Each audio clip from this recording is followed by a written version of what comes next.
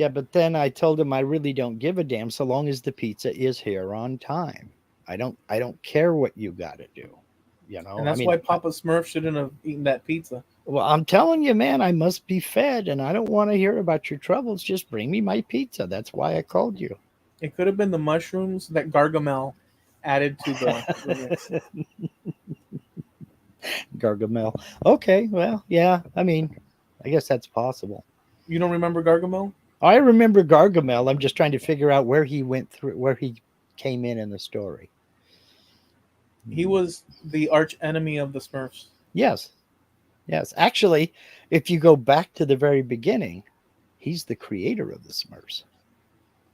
Oh, he did. He created them, but they were anti everything he wanted. That's funny. I didn't know that part, or I don't Yep. remember it. Yep.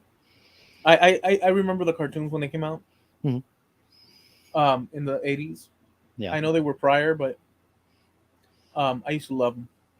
Yep. They were big over in Europe before they got here, but And that, what was her Daisy? What was it? Flower Smurf. Smurfette. Smurfette. That Smurfette. I'll tell you what, son. Got to think about being the only female in an entire village. It's kind of like, Snow White and the Seven Dwarfs writ large. Choo choo. Uh huh. And so, how's everything going? Well, it goes, man. But I don't know. I've been saying for possibly way too long that I'm a cultural infidel. All I right. know it. And maybe I need to start being a little bit more aware of my surroundings and a little bit more aware of what's going on. I heard a news story, well, Monday. Yeah, yesterday morning, as a matter of fact. And I'm like, wait a minute, what? Is that a real thing? So I came home and Googled it. Sure enough, it's a real thing. Did you know, were you aware that there is a National Toy Hall of Fame? No, I'm 62 years old. How come I've never heard of this before? There is a National Toy Hall of Fame. Started in 1998, and it's at get this, the Strong Museum of Play in New York, upstate New York. And the news story was they have new inductees. They announced the new inductees into the National Toy Hall of Fame for this year, and there were four inductees. I'd like to get your opinion on whether or not these are actually toys. Some of these things, because it's like, wait a minute, is that a toy? I don't think so. Some of them obviously are. But now it says here the National Toy Hall of Fame recognizes toys that have inspired creative play and enjoyed popularity over a sustained period. okay. All right.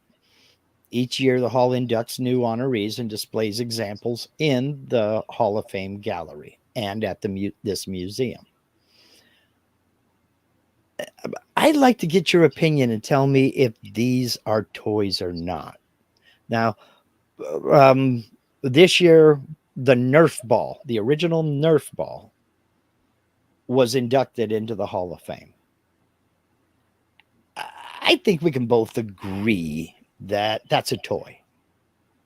Yeah, Foam rubber ball to play. Did you ever have a Nerf ball? I did. I had a couple, and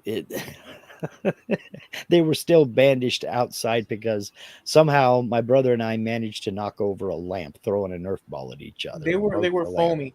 Yeah, Hmm. but velocity matters. So evidently, one of us threw it. Still don't remember who threw the ball or which one of us knocked it over, but we broke a Those were. lamp with a frickin' Nerf ball. We could play football with them because there was the Nerf football. Yeah, that came out later on. The original Nerf was just like this 5-6 inch diameter foam rubber ball, Okay. and it was like, okay. So okay, I think we can agree that that's a toy. Yeah, it's a toy. Yeah. Um, Cabbage Patch Kids dolls. All right, it's a doll. but yeah, it's still a toy, I think. I dislike them so thoroughly. Well, I had two daughters, so I mean, I didn't have to like it. They did, and it's like, all right, Just an fine. interjection. I Hmm. told you before, but anytime I'd walk, did you have Toys R Us when you were coming up? Yes, but they were so expensive. We ended up usually getting our toys somewhere else. I mean, we've got a couple of things at Toys R Us, but not Every many. time, every time I'd walk down the aisle, Hmm. and the girls' aisle was there, and everything was bright colors and pink. I'd shrink slightly Hmm. and like this is stupid. Yeah, Who can have fun with this stuff? yeah, Little did yeah. I know. I agree with you 100%. I was the same way. I'm gonna get cooties from this. But then there was just the last thing. Then there was things shown on TV Hmm. that were teeter tottering between boys can have fun with it, but so can girls. Hmm. Like the Snoopy ice cream maker thing. Yeah, We saw a lot of girls play, and I was like, yeah, but there's girls playing there, but I want ice cream, and so it was conflicting. Anyways, go ahead. yeah. Well, the same thing with the easy bake oven. I don't want no bake oven. Oh, brownies. You know. Yeah, yeah. So there were situations like that, but anyhow, Hmm. The Fisher Price popcorn popper, the little push toy for toddlers and what have you. that's for That's sure a toy. definitely a toy. Here's the one that made me go, baseball cards. No, those are Would collectibles. Could you really I don't I agree with you. I don't know that we could call that a toy That's in not a a toy at all. literal sense. No, that's stupid. So, yeah, I don't know. So those are the four that were inducted this year: That's dumb. baseball cards, Cabbage Patch Kids, Nerf balls, all varieties, and the Fisher Price popcorn popper push around toy thingy. But baseball cards? But yeah, baseball cards. I'm like, yeah, no. Mm-mm. No. Damn, Mark. Let me tell Um. you something. No, let me just tell you one thing. Hmm. Now, Uh-huh. with what you said and what we were talking about in the green room, Hmm.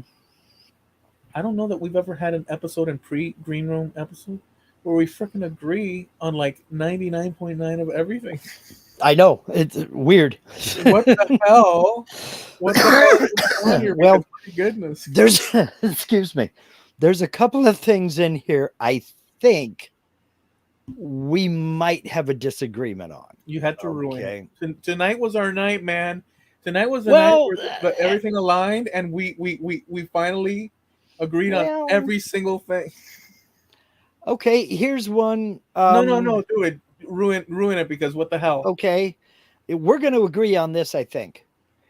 They actually inducted sand as a toy, The magic sand? just regular sand, be it on the beach, be it in a sandbox. And here's what they say now, this is them, not me. Sand may be the most universal toy in the world. Uh, it's true. To me, a toy is something that a human puts together and sells to another human or gives to another human, so the other human can have fun and be imaginative. See, I see a toy as something that was made specifically for the purpose of a child entertaining themselves. You Yeah, know, I include child in that, so yeah, okay. So it's. but I don't like the sand idea. I agree with you. Come on, I think you just phoned it in that day. Sand? Are you serious? If it was magic sand, Yeah, I that would say might yeah, be different. That yeah. might be different. Or if it were like Grok crystals or thing like that, I would say Um, yeah, they were little um, kits. but was that a toy? Because I mean, that's something that and I remember the one you're talking about. You put them in water, and they would grow. Yeah, I mean, But did you play with it, or it occupied the kid's freaking mind while the parents. Because it's kind, yeah, but in the same token, have you ever gone down to like the dollar store and bought those compressed washcloths that are like a looks like a hockey puck or a urinal cake or something like Yeah, that? You put it in water and it swells up. Is that yeah, a toy? I mean, it's the same thing, really. yeah. You're right. That's not a toy. I mean, it's amusing for about 5 seconds, and that's about it. So, Jim Dockrell says, I bought 3 metric tons for my stepson one year and he loved it. Yeah, but he wasn't four. I'll bet you. I like the idea of the intention Hmm. of something being created is for the Hmm. purpose of kids to entertain themselves. Yeah, I think that things like if they pick up um like a stick, now sticks are toys. mhm. Yeah, kids played with sticks, but you get But is it a toy? yeah. It Well, is when they implement it for that reason. let me buzz down the list a little bit here and say, where is it? Where is it? Um, the stick was inducted in 2008. That's so stupid. The stick may be the world's oldest toy. Animals play with sticks. We use them to play fetch with our dogs. Children find sticks an endless source of make believe fun. Yeah, I'm sorry, it's just not a toy. I guess it depends on the context. Hmm. But if you use a person's, I mean, you can use anything as a toy. Um, Sure, and if you're brave enough. nowadays, see, I don't want to go. See, that's the problem with becoming an adult. With a dirty mind, Yeah. it's just the thing is the implementation Hmm. attaches Hmm. the quality of toy Right. to the item. So a stick is just a stick until somebody grabs it and uses it. So with that logic, a paper folded into a paper plane is a toy. Now, I still say I would agree with that, that a paper plate is a toy because it's made specifically, generally speaking, for entertainment. Because you Right. give a paper plane to a kid and he's going to throw it around until it's either tore up or is crashed so much it won't fly anymore. But the piece of paper in and of itself, I don't know if that qualifies. Yes, they Now, draw with it, but is that a toy? I yeah, mean, I don't think that's a toy either. We're kind of getting into some gray area, but I agree. Now, Steve has a good point here, and I was going to go something similar. Um, is a baseball bat a toy? It's just a shaped stick. That's a good point because there is a gray area. I was thinking along the lines of a boomerang. let me let me say, Would those be considered toys? but okay, so with what Steve said, Hmm. if you find yourself in court, you say, "No, Your Honor, it's not a bat, it's a Hmm. toy." It ain't gonna work. I didn't mean to do it. Well, so anything. The problem with this museum Hmm. and their characterizations, Hmm. just from what you've said, is that in reality, anything used for that particular application Right. could become a toy. And I agree with that sentiment wholeheartedly. And it's driven even further because the cardboard box was inducted into the See, Toy Hall of Fame in 2005. I don't like this Hall of Fame. Yeah, I think they're, I think it's just, Hall of bull crap. yeah. Um, uh, Snow Crusher says a boomerang is a weapon. Kind of. The boomerang is not actually thrown at, for instance, a bird. It's thrown behind the birds to scare them towards you so that you can get them with the boomerang that doesn't come back. It's called a Kylie.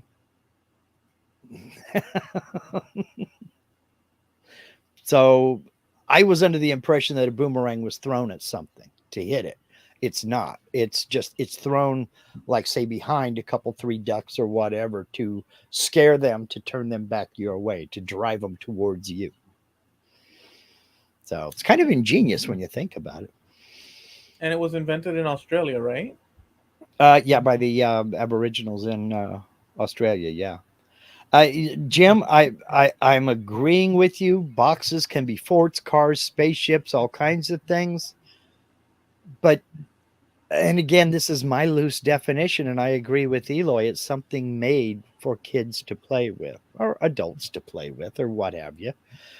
But that's its specific design is meant to be played with, whether it be a doll or a little miniature car or a truck. Yeah, I think that we're sort of. I like to say that it's a gradient Hmm. depending on its use, and it falls in different places on the scale. I think there's.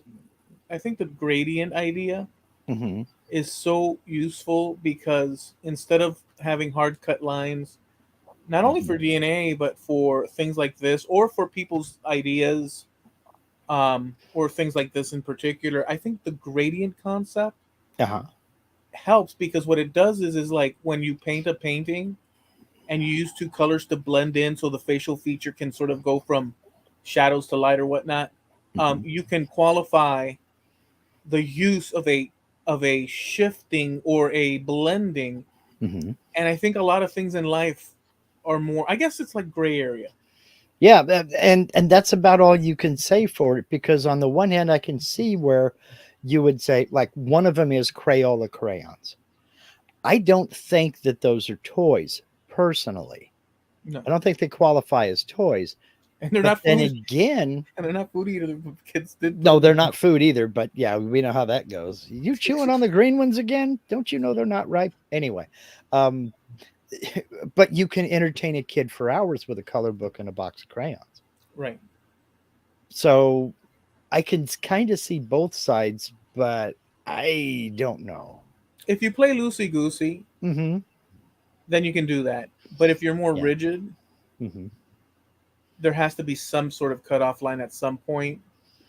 And I guess it all depends on no parent is going to say, here's a coloring book, go play with that toy. Yeah. They're going to say, here, go play, go do some coloring. Go color. Yeah. Go color. Right. They're not going to say, hey, here's a toy for you, son Uh-huh. or Exactly. daughter. They're going to say, hey, here's a coloring book for you. Yeah. Yeah. Exactly. Now Frankie has another opinion. I like this. If boxes are toys, then the way the wife orders from Amazon, I'll donate the boxes. Yeah. Maybe that is another criteria. Would you be embarrassed to put this in the Toys for Tots box at Christmas time? An empty Amazon box. Yeah, that's low class. So I think that's a qualifier too. If you wouldn't put it in the Toys for Tots box at Christmas time, I don't think you can call it a toy. Did your dad or mom during Christmas ever say, if you don't behave, we're going to get you a bag of coal? Uh, They never said they were going to give me a bag of coal. They just said Santa Claus is going to put coal in your stocking. Right. Which Well, yeah. as we got older, that turned into because of my father and his sense of humor. That turned into Santa's going to put rocks in your socks. So listen, in the 70s into the Mm-hmm. 80s, for me, they used this term. Mm-hmm. I had no reference point as to, Yeah, you understand? So it's like, yeah, it meant neither here nor there. I know that it was something I didn't want, yeah. but contextually, what the What's hell does coal? coal exactly? So it's a weird leftover from previous generations Mm-hmm. that people use to cook or keep houses warm or whatever the case, Mm-hmm. fire up and so they had that passed along from their parents Mm-hmm. and they passed it along to us But by Yeah. the time it got to us, it didn't mean jack frickin' squat because we Well, had frickin' electricity, son. yeah. And by the time I found out what coal was, it's like we're in the San Francisco Bay Area. Where are you going to find coal to put it in my stocking? And Go all you for knew, it. and all you knew, but wait a second, even without knowing, you knew Uh-huh. you didn't want coal, but you didn't Right. know what the, But then again, I didn't want the socks and underwear my grandmother got me too. So, I wanted toys. Socks and underwear was like, oh, great. Thanks, Grandma. I got Yeah. talcum powder too on occasion. I got cologne once. I'm 12. What am I going to do with this? Well, you're going to be shaving soon. I Uh, mean, the idea of socks for a boy, a preteen boy. When I received socks from family members, mhm. I understood the concept that they were giving me something, I, essential.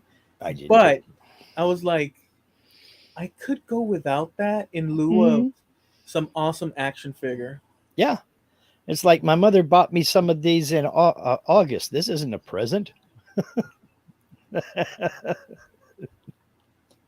Or like shoes. Instead, your grandma got you shoes, son. I'm like, why? No.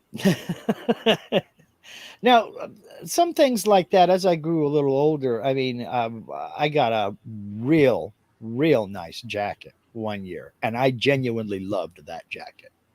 So that was just fine. But to me, socks and underwear was a cop out. And that's what I've told my grandson and my granddaughter and everybody else. If you don't tell me what you want for Christmas, you're getting socks and underwear. And that's all there is to it. If I got to do the shopping, I'm going to get what I want to get you. So, we we did have things that you didn't have, mhm, which are specific to a culture, yeah. which I had no clue about because I didn't have context either. Hmm. So I received, or the family did, things like soaps that were wrapped in a red paper Hmm. with a label with a lady with a large flamenco gown Uh-huh. and a what we call a abanico, which is basically a fan, like a hand fan Hmm. that ladies, And I remember looking at them contextually with everything that was going on in the world around me in Miami. Hmm. It fit, but it didn't fit. I was Hmm. like, what the hell? And it's a leftover from frickin' Andalusia, dude. Yeah. That my family, as residuals, kept forwarding on generationally. And I'm like, looking at it, I said, wow, but this is so different. What the heck? I've never seen a lady dressed like that Yeah. and stuff like that, or colognes that were quite specific to the Cuban community, which were actually leftovers from a previous and so it's Well, very weird stuff. things of value from another generation that, uh, because, I can see the logic in the late 1800s and early 1900s, where maybe getting something, a perfumed bar of soap with a fancy label on it, that was something expensive. Right. Uh, the way I've always thought of it is a present or a gift, and I think they are two different things. But I think, generally speaking, a present is something you buy for somebody that you know they would want, but probably wouldn't buy for themselves for one reason or another, whether they think it's too expensive or they think the money needs to go somewhere else. But it's something that they do want, but they probably wouldn't buy for themselves for one reason or another. I'll give you a good example. Hmm. Right here. Yeah. You see this here? Yeah. Yeah. This Yeah. is Celtic. Okay. This is Celt Iberian. Okay. I would never have gotten this that I Hmm. know of. I didn't have access to it. It was sent to me by my cousin in Spain Hmm. with my name in the back, Uh-huh. a dedication saying always with you. See, And that's a present. right. And the meaning of this Hmm. to me, and Hmm. by the way, this is Celtic, Hmm. Iberian Celtic. Um, was so profound when she told me to unwrap it in front of her Mm-hmm. online, and I'm not gonna lie, I'll be open about it. It was so emotional that I bawled Mm-hmm. because it signifies my grandfather. It signifies my name. I mean, it's Celtic, so this predates what I know about anyhow. But these were erected, etched in stone, dotted the landscape that are still found across Cantabria, just sitting in fields, Mm-hmm. It's a representing connection. representing the people that came before. And the significance to me is that Mm-hmm. attachment. It was so emotional. So I consider that exactly what you're saying. Yeah, exactly my point. You wouldn't necessarily have bought one yourself, Exactly. but you wouldn't trade that for the world. For nothing. Exactly. To me, that's what a present is. Um, so I can see where something like expensive perfume soap would elicit maybe not that quite that reaction, but it was Yeah. something held quite dear. Oh my gosh, I got Yeah. something like that. Yeah. I can see that. Uh, Not to us much anymore, with it being so easy to get things and so easy for things to be shipped overseas, to where it's not really special to have something that was made in, oh, I don't know, pick a country, Lithuania or Damn. or I feel Ghana you're not gonna believe or this. what's that? I have to interject. I didn't just I wasn't able to get it out, so you're gonna have to trust me or not on this. Hmm. But when you said country, Hmm. and I was thinking Lithuania for no reason at all, and then you said Lithuania. I'm just gonna put that out there. I'm just gonna That's put that funny. out there. That's funny. We're agreeing on too much. Um, let's It's see weird. That here. is weird. It is. Okay, hold on. Let's ruin it right now. Mhm. I'm gonna think of a food item that's just average. If you and I'm not gonna say it, so you're gonna have to trust me again. But and I'm not joking with you. I'll tell you yes or no. I'm gonna think of a food item and it's packaged. Go ahead. What Oh, is it's it? packaged. Yeah, it comes Oh wrapped God. or it comes in a package. Just a it's ubiquitously found in stores. I'm giving you two Ramen minutes. noodles. Just feel. Ramen noodles. Damn it, Mark! You just destroyed the whole. I was thinking bread, wholesome bread. Oh Damn well. it! Okay. Well, See, see, you see if you would have if you would have allowed the dude, force. dude, you're thinking you're taking sandwich, and I'm thinking soup. if you if you wait a second, wait, we can fix this. They actually go together. A piece of bread with um. If you would have kept with the force, allowing the universe to filter the image into your brain, but Well, you closed the door. how long was I supposed to wait? Can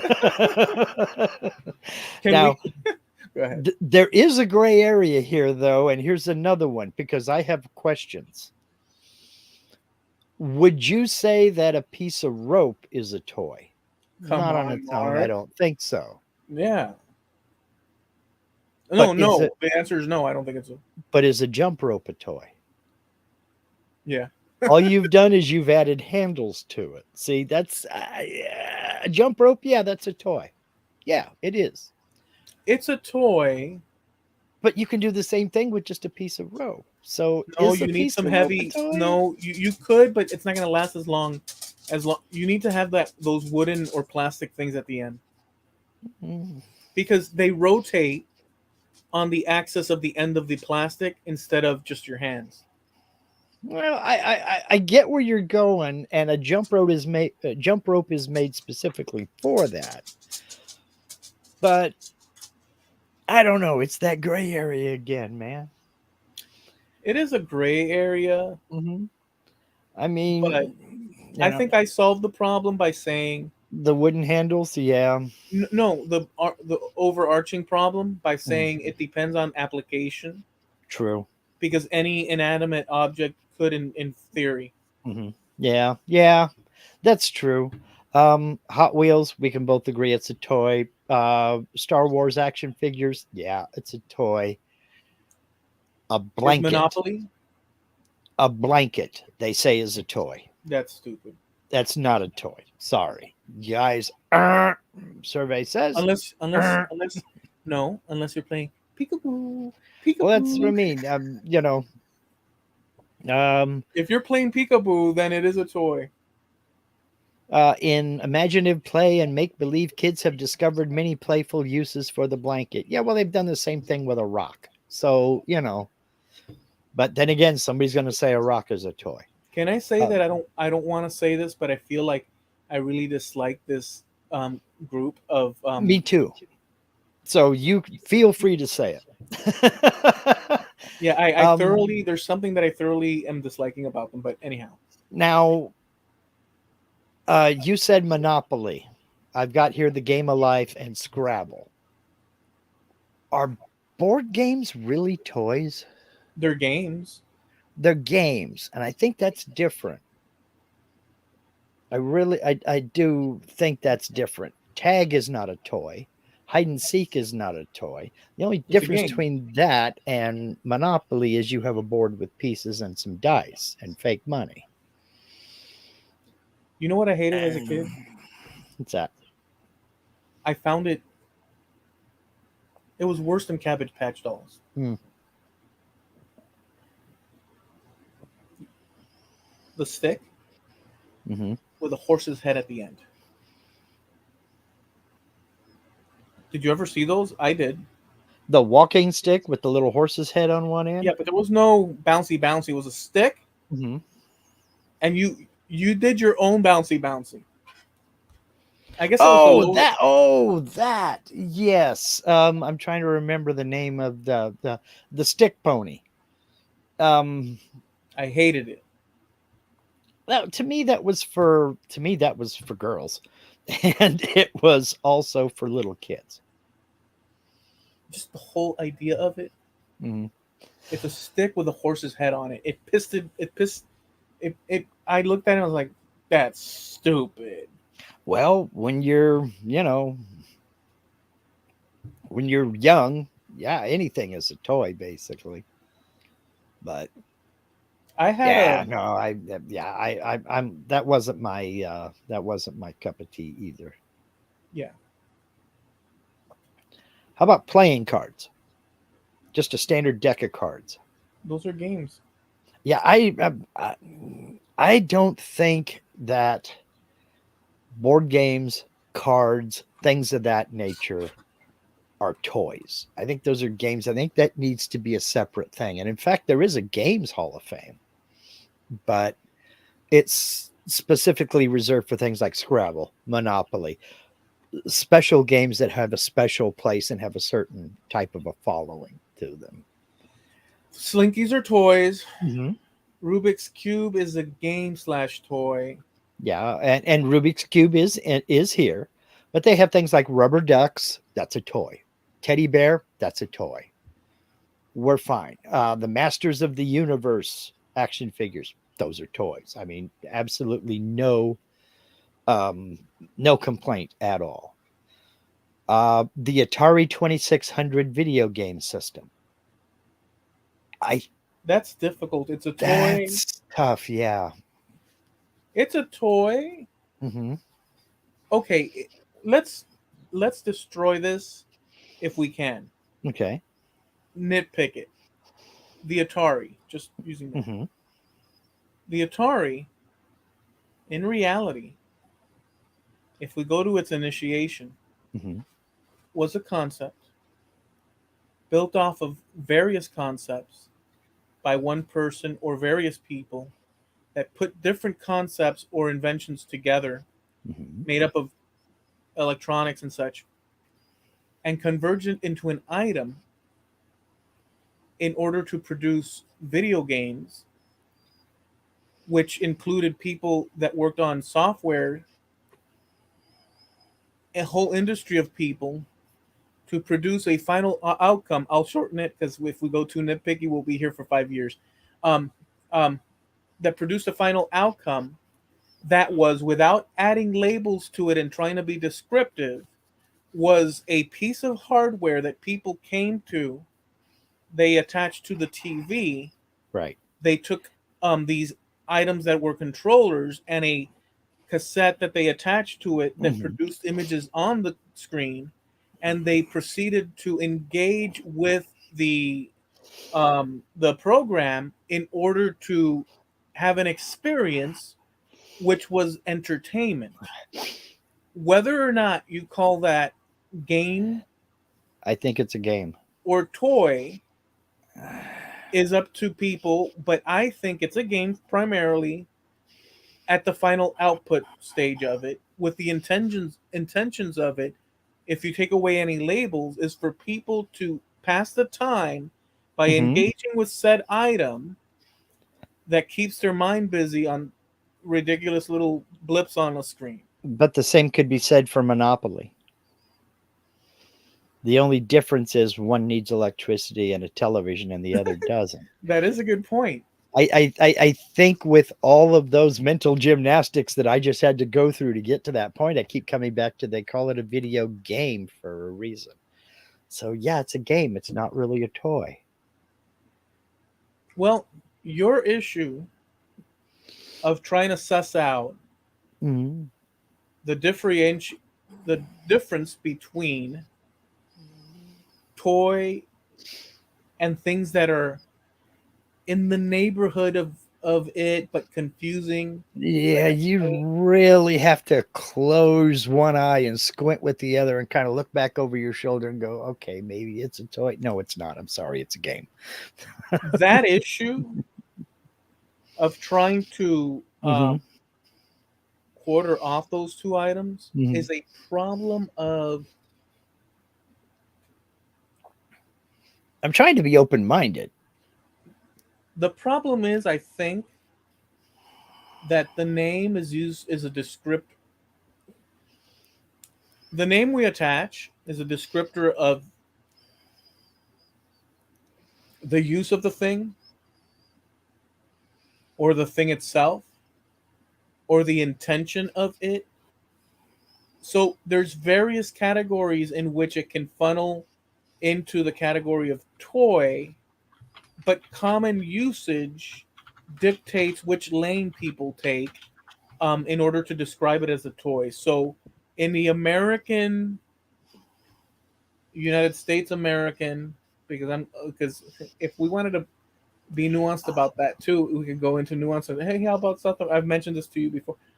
You can be nuanced in everything, and it's Hmm. good to be to a degree. Um, but then we get into the problem that you mentioned way back. At some point, you become frozen because you. Um,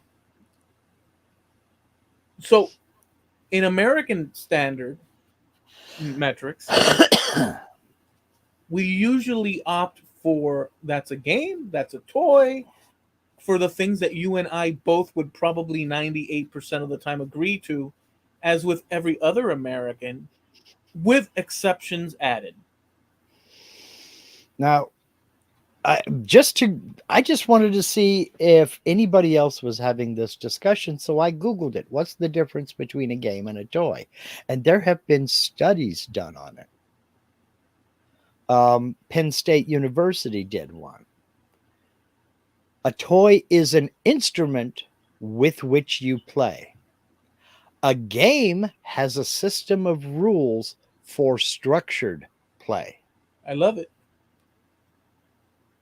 So a toy you can play with it any way you'd like until you're fed up with it. A game has definite rules with a goal in mind for the players. However, I agree with that completely. I think that structure is oops. I was so adamant with it that I almost cussed. I almost cussed because I was like, yeah, that's it. Um, but it's not unlike, or Mhm. it's not unheard of for mothers across the country. Not that I know what mothers across the country would do, but if my mother and mothers in the area were similar to mothers, if I can extrapolate Mhm. common usage attitudes to a degree across America, then I think that I'm in the ballpark at least. It's not unlike that it's not unheard of that mothers would say, son, just go play with your toy and Oh point yeah. at the Atari system. Mhm. Because to her, the end purpose of that gaming system is a toy for her, and the end result of a toy for her is to keep her son entertained while she can do household. Yes, that's it. Go play with that. Put your attention on that. Shut up and leave me alone so I can get stuff done. That Right, pretty much, pretty much. But then again, I think here's another one. You can take toys and play a game with them. Like you can take uh, Matchbox cars and race with them, and you're gonna have a winner. So you can use toys to play a game, but can you use games as a toy? Oh, I yeah, guess you could. I yeah, you mean, can, yeah, you you can could do anything. see who can throw the dice farthest from a Monopoly set, or Jim have a Morrison race said, between the wheelbarrow and the car. Go ahead. no, no, no, yeah, you can use a toilet paper roll to make a Oh tunnel. yeah. Oh yeah. Um, uh, Years ago on the Tonight Show with Johnny Carson, he would have these little skits in between guests where he would play some character, and one of them was he he, he was Art Fern, the tea time movie host, and he would always have some little BS product to sell, and one of them like Tommy the Tube, and it was a like the cardboard core out of gift wrapping paper. You get this toy for your kids and they'll have hours of fun. I mean, it's a trumpet. It's, Yeah, it's whatever. It's this, it's that, it's the other. Only 1995. Get down here and do this and that and the other.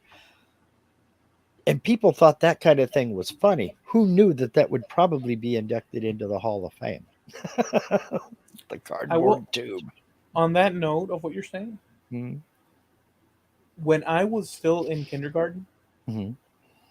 we used my mom and dad used my dad used to well, we would drive from Sweetwater into Little Havana. Uh-huh. Saying Little Havana is like saying Miami, anyhow. Mm-hmm. But because of the high concentration of Cuban, Mm-hmm. it became Little Havana. But it was a thing, still is. But and they dropped me off at kindergarten at a Baptist kindergarten, but we were Okay. Catholic. But anyways, Right. when they'd pick us up, sometimes I would be dropped off at my afternoon, I guess caretaker you call it, or Babysitter. Yeah. babysitter. She was an older lady. Mm-hmm. Her name was Teresa, Cuban. Mm-hmm. And I'd sit in the afternoon until my mom and dad got back. Mm-hmm. At which point they'd pick me up and take me home. And she would turn on the TV and I'd watch, I don't know, Gumby and Mm-hmm. all the other stuff. Her son, which was an older kid, on his table, because she'd put me in his room to watch TV, on his table, you know those barricade lights that are round and orange Mm-hmm. that The you place on flash. top of a barrack and it Yeah. flashes? Mm-hmm. He had one for some reason. Industrial. Mm-hmm. And I was a little kid. And I Mm-hmm. always looked at it. And I asked her, could I play with it? She says, yeah. To me, it was like, wow, I can play with this. And the reason I wanted to play with it Mm-hmm. was because its round shape Mm-hmm. reminded me of the Starship Enterprise. Oh wow. Okay. Not because the color was the same, Yeah. It's just the shape. it was round and it looked futuristic in Mm-hmm. my creative little mind. Mm-hmm. So I flipped it over flat Mm-hmm. and used it as a type of Star Trek ship. Mm-hmm. That's an example. Yeah. Anything could be made a toy. Yes. Yeah. Yeah. I agree with that. I agree with that. But I think that's up to the child. I don't know that it's worthy of being inducted into a toy hall of fame. Just like a stick or a rock or a cardboard box. I mean, kids have played with them since they've been around, Yeah. both either sticks or kids. But it wasn't created intentionally for somebody to play with. You taking that light, that was not created for you to play with, but you adapted it to play with it. If, well, yeah, that's true. But if Mm-hmm. you took 100 children across America Mm-hmm. in their respective towns Mm-hmm. and placed in their rooms one of those barricade signal lights, Mm-hmm. and you came back a month later and did a review, I don't know what the number would be. Mm-hmm. And considering Star Trek was on replay, Yeah. or any number of freaking things, it doesn't have to be Star Trek, but each kid, if not Star Trek, would use that item.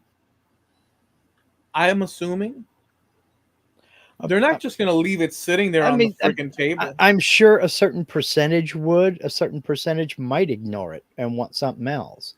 I mean, I think there's a lot to be said for personality, and there's a lot to be said for the sex. I mean, Are you boys would be telling different from girls, I'm sure. are you telling me that that round disc that had those ridges that made reflectiveness go on, and that bottom thing that made it, you saw that as a kid, and you don't have your toys there, that thing doesn't look like a some sort of something to play with? Maybe for a little while, but after that, I'd get bored with it and want something else, Well, I didn't or play something with it else like, would catch my eye. I mean, maybe for a minute, no, I played whole strategy games. but but bonus points for to you for asking if you could play with it because I just picked it up. What's this? I was taught to an extreme amount. Hmm. Like, I literally, my parents would take me places, Hmm. and they could sit me anywhere, Hmm. and that's where I'd stay. Well, my That's how brother and I crazy. would too if we were flat out told. Hands in your pockets. Okay, that means don't touch nothing. And that was especially the case if you're in the kitchen section where there's glass and ceramics and stuff like that. Hands in your pockets, don't touch nothing. And we knew they meant it, so there was never an argument. But if it's just me alone in a room, everything's fair game, you know, But when I was a kid. you tell me about you. I'll tell Mhm. you about me in this circumstance. If they hauled my ass to a toy store or a discount store with a toy section, Mhm. and they were in the frickin', I don't know, glassware aisle, but I as a kid, oh, I don't even know how I knew in this store that the store had. I don't even know how I knew that it had a toy section, but I knew it. I would I would complain and and oh, I want, let's go to the nonstop in order to get my ass into that area. Nope, I would ask once or twice, but I was with mom and dad. I never left their side. And I would ask, "Can we go over to the toys?" "Well, no, we got to go get this." "Oh, okay." I No, I didn't. I learned from a very young age. The more I pitched a fit about it, the worse the outcome was going to No, I be. didn't cry on the floor, but I'm saying that Yeah. my sole interest, Hmm. Oh, yeah, mine too. my sole focus, Hmm. my sole desire in that moment when they're shopping Just to go over to toys. Yep. is, let's go in that. And they would they would comply with it for a little bit, so I'd get a little brisk little journey, but to them it Hmm. was like, and that But moment was me flapping around trying to trying to find something that I wanted so that I could justify with them for them to buy, mhm. and I'd end up with something every now and this and then. But Yeah. It it was was pretty much the same with me. Every once in a while, I would end up with something. But about the time I hit 8 or 9, I started getting allowance for doing certain things around the house. So I had money a little bit, not much. I got $5 a week. And so if I was with mom, we go to Kmart or something. "Mom, can I go over to the toys?" "Okay, I'll be over here." And so I was seen as being old enough to go by myself and go look at the Hot Wheels or what have you. "Oh, I want this model car," and get that. and go back over to mom with my model car and my $5 in my pocket, Yeah. and she was fine with that. And Yeah. I built model cars. I mean, God, my dad ended up making me a huge built-in bookcase to put all my models on. But didn't have hardly any books, but I had model cars all over the place. But that was I my thing. I had one or two of those, but I had puzzles more than not, and those were kind of they were fun, but it wasn't like my wow. But I did so Americanisms or culturalisms within the country. I will say I did work for like mowing the lawn, and I would get money for it. So that's similar to you. Mm-hmm. But what's not similar to you, maybe, and I always like bringing this up because it helps me because I like looking back and it's curious. And I do so more now than I used to. I didn't even consider things as much as I do now in certain Mm-hmm. ways. Um, Certain things like making money for cutting the lawn or doing some sort of yard Mm-hmm. work, my father understood. Yeah. Christmas time, my father understood. All the traditional like Thanksgiving or the main ones, Mm-hmm. Easter, but when it came to little whatnots like the tooth fairy, Mm-hmm. and I'd come to him with, "Hey, Dad, I know I'm about to lose this one, so you do know that there's this thing called the tooth fairy," and I tried to justify Americanisms or Mm-hmm. whatever it's derived from originally to incorporate that into our household experience Mm-hmm. because it benefited me, and my dad wasn't having none of that. It didn't work, huh? No, none of that. So any of the extra little um, weirdisms to Mm-hmm. him that were beyond the scope of the broader thing, he Uh-huh. wasn't necessarily engaged with that. So he would like opt out of that to Mm-hmm. my detriment. Um, so I did know I had that a other kids had tooth fairy experiences mhm. that I only dreamed of. I had a friend in junior high. I said something about getting my allowance, and he said, "I wish I got an allowance." I said, "You don't get an allowance?" He said, "I asked my dad if I could have an allowance.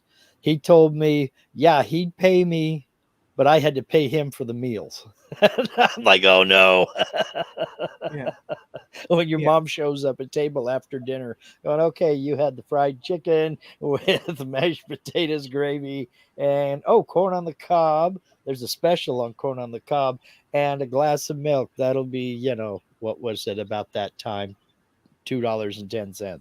I was not given an allowance either. I wasn't given it. I had to earn it. Believe me. I considered, or they considered, Mhm.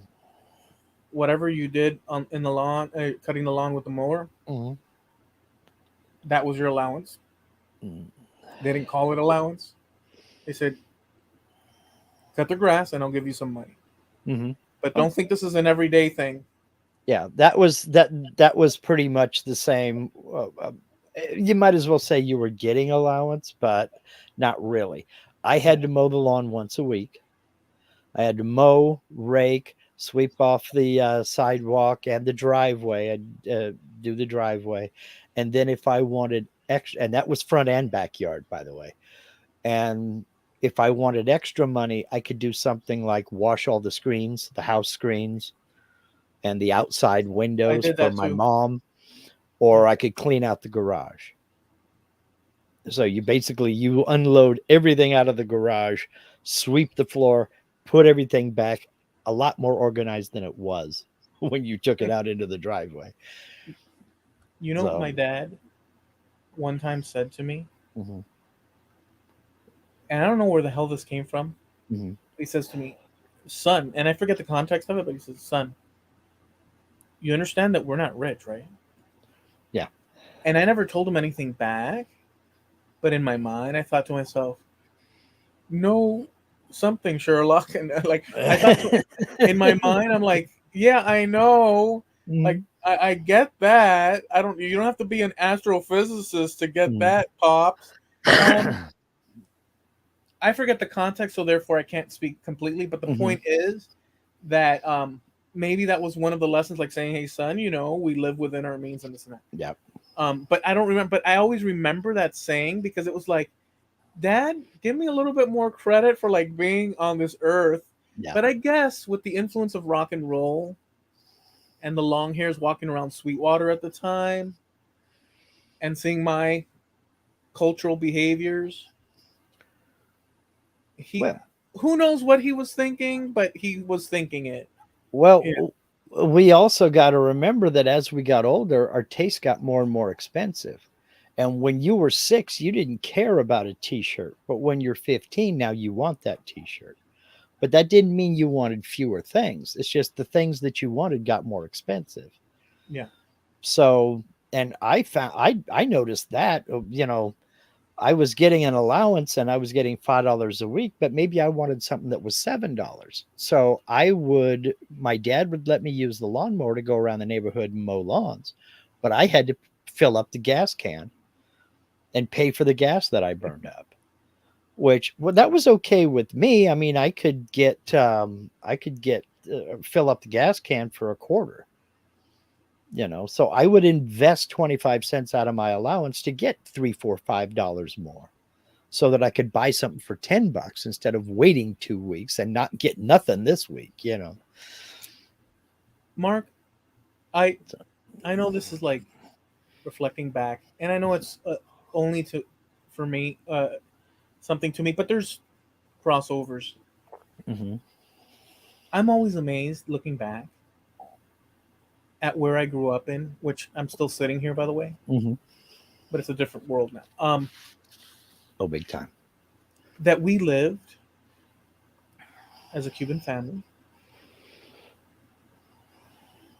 me as a first generation American, born Mm-hmm, born in the United States, the first American in my United States American in our family. mm-hmm, They were all exiles, but living here in Sweetwater mm-hmm. was like an island of sorts Yeah. because we had a canal that blocked us, and we were distant from Miami Mm-hmm, proper. Even though I went there frequently, but it was full of a previous culture, an Anglo culture,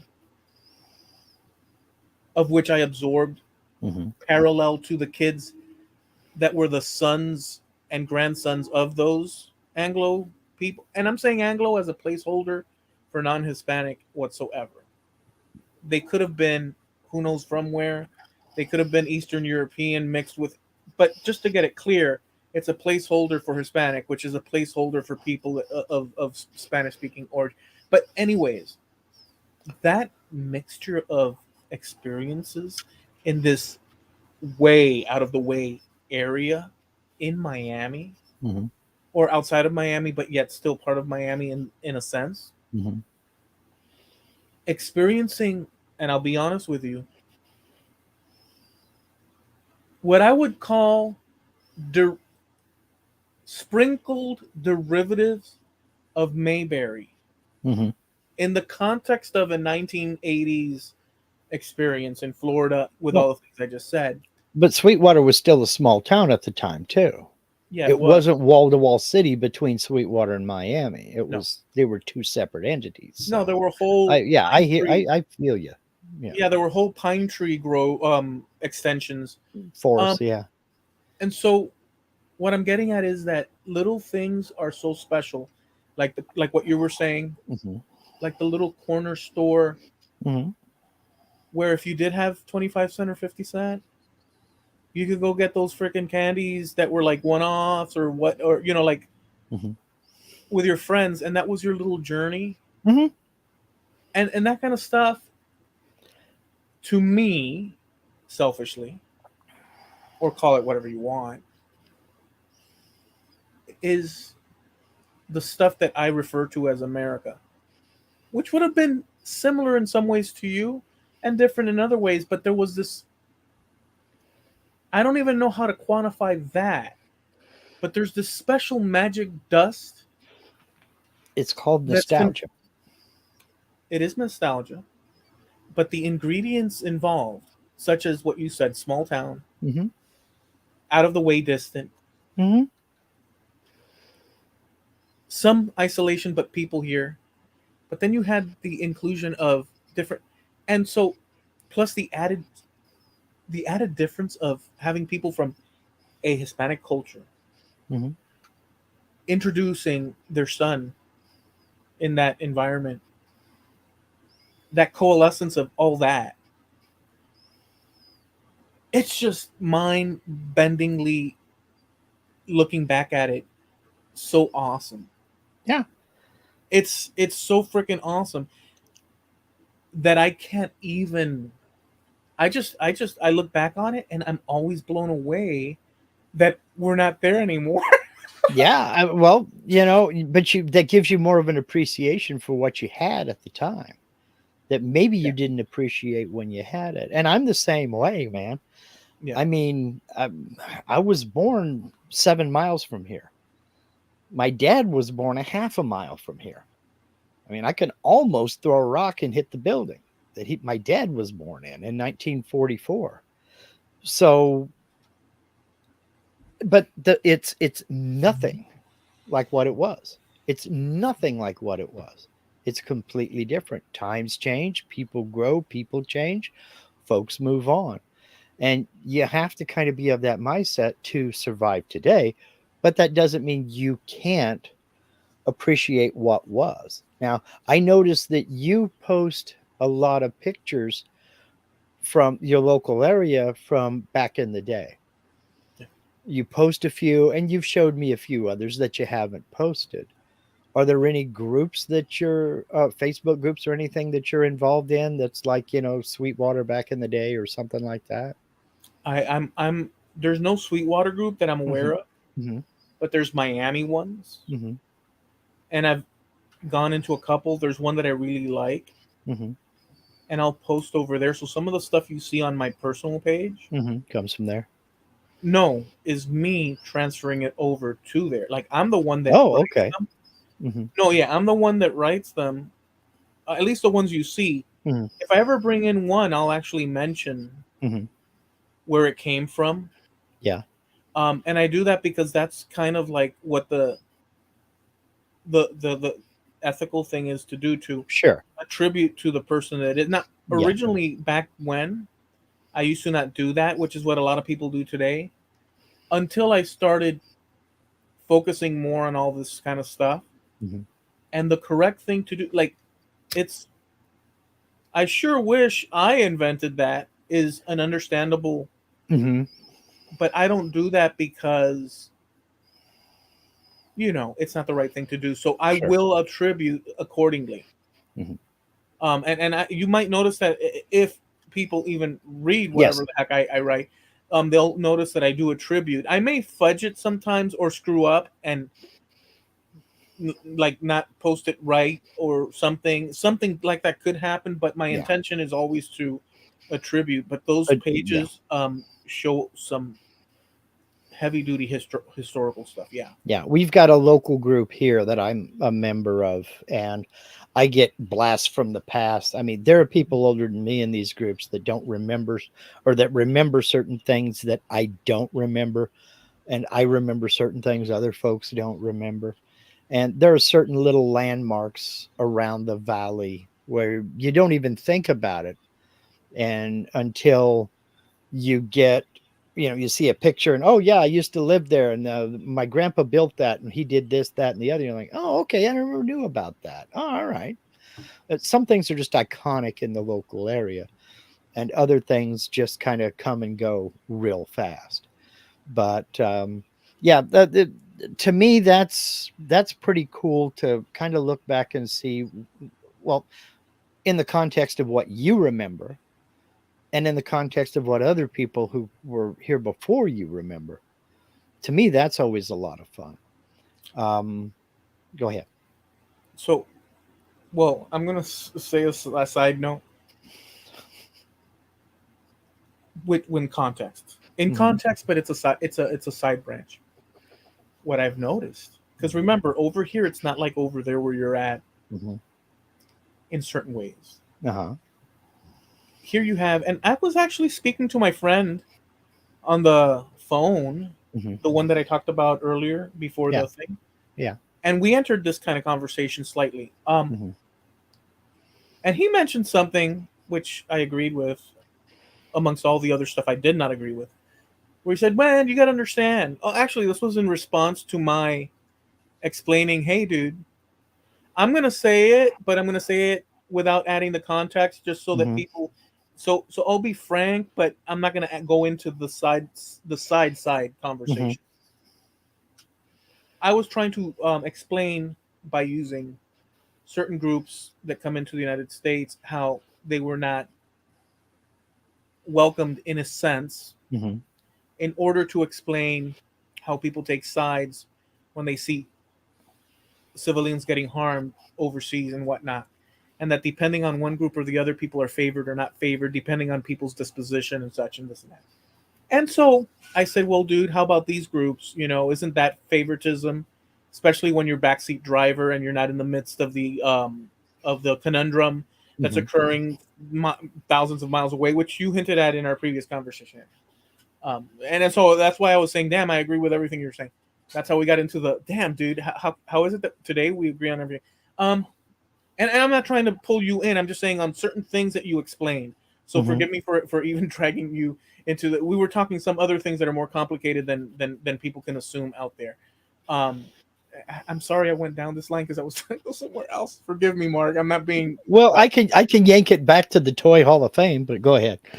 okay. Forgive me for that. But let me just go to the side note of the thing. In the groups, damn, dude, I went off because it's in my mind. Forgive me.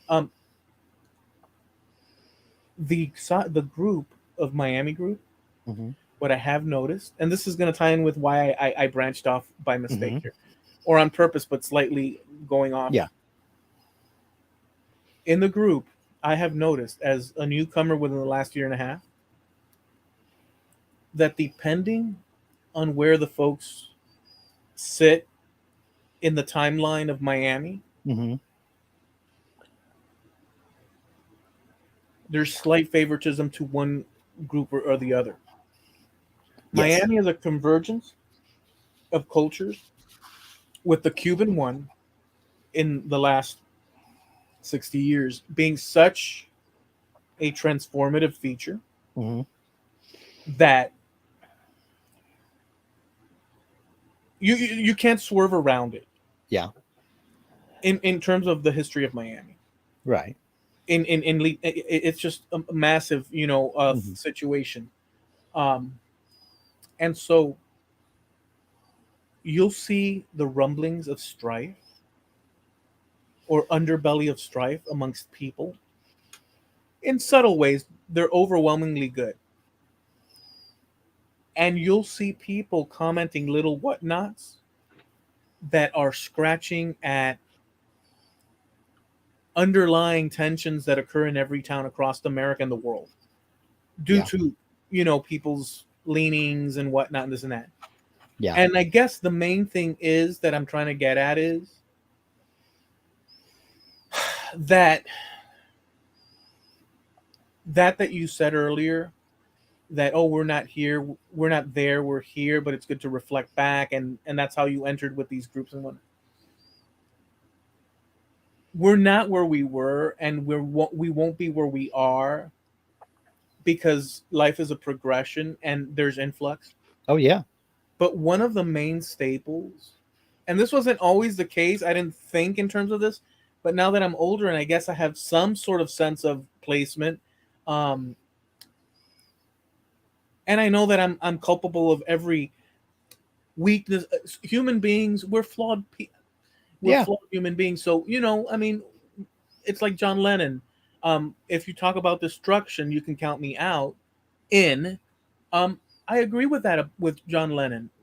We can one day be happy go lucky and another day be screw it all and contrary to what we were. So we're a ball of contradictions. So I guess the reason I'm saying this is that at the end of the day, I write respectfully over there, as I try to do everywhere, Hmm.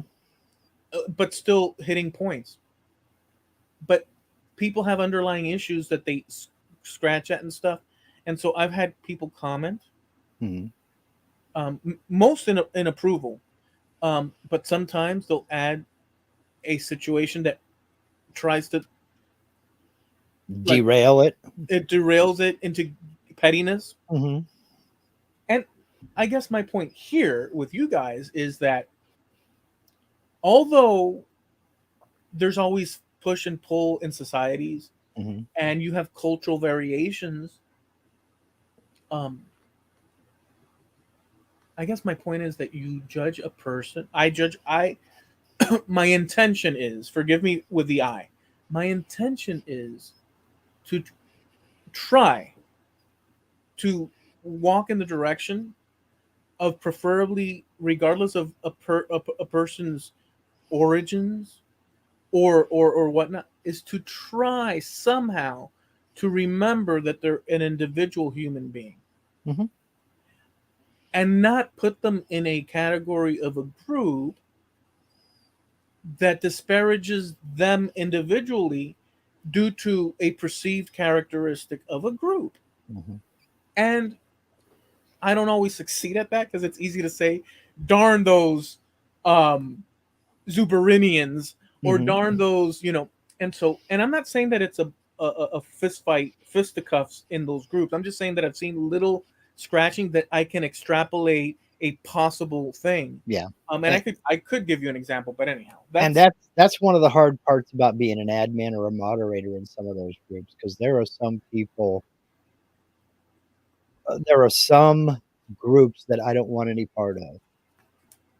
There is one group I'm an admin of, but it is the rules for the moderators and admins of that group are very strict, but they're to the point.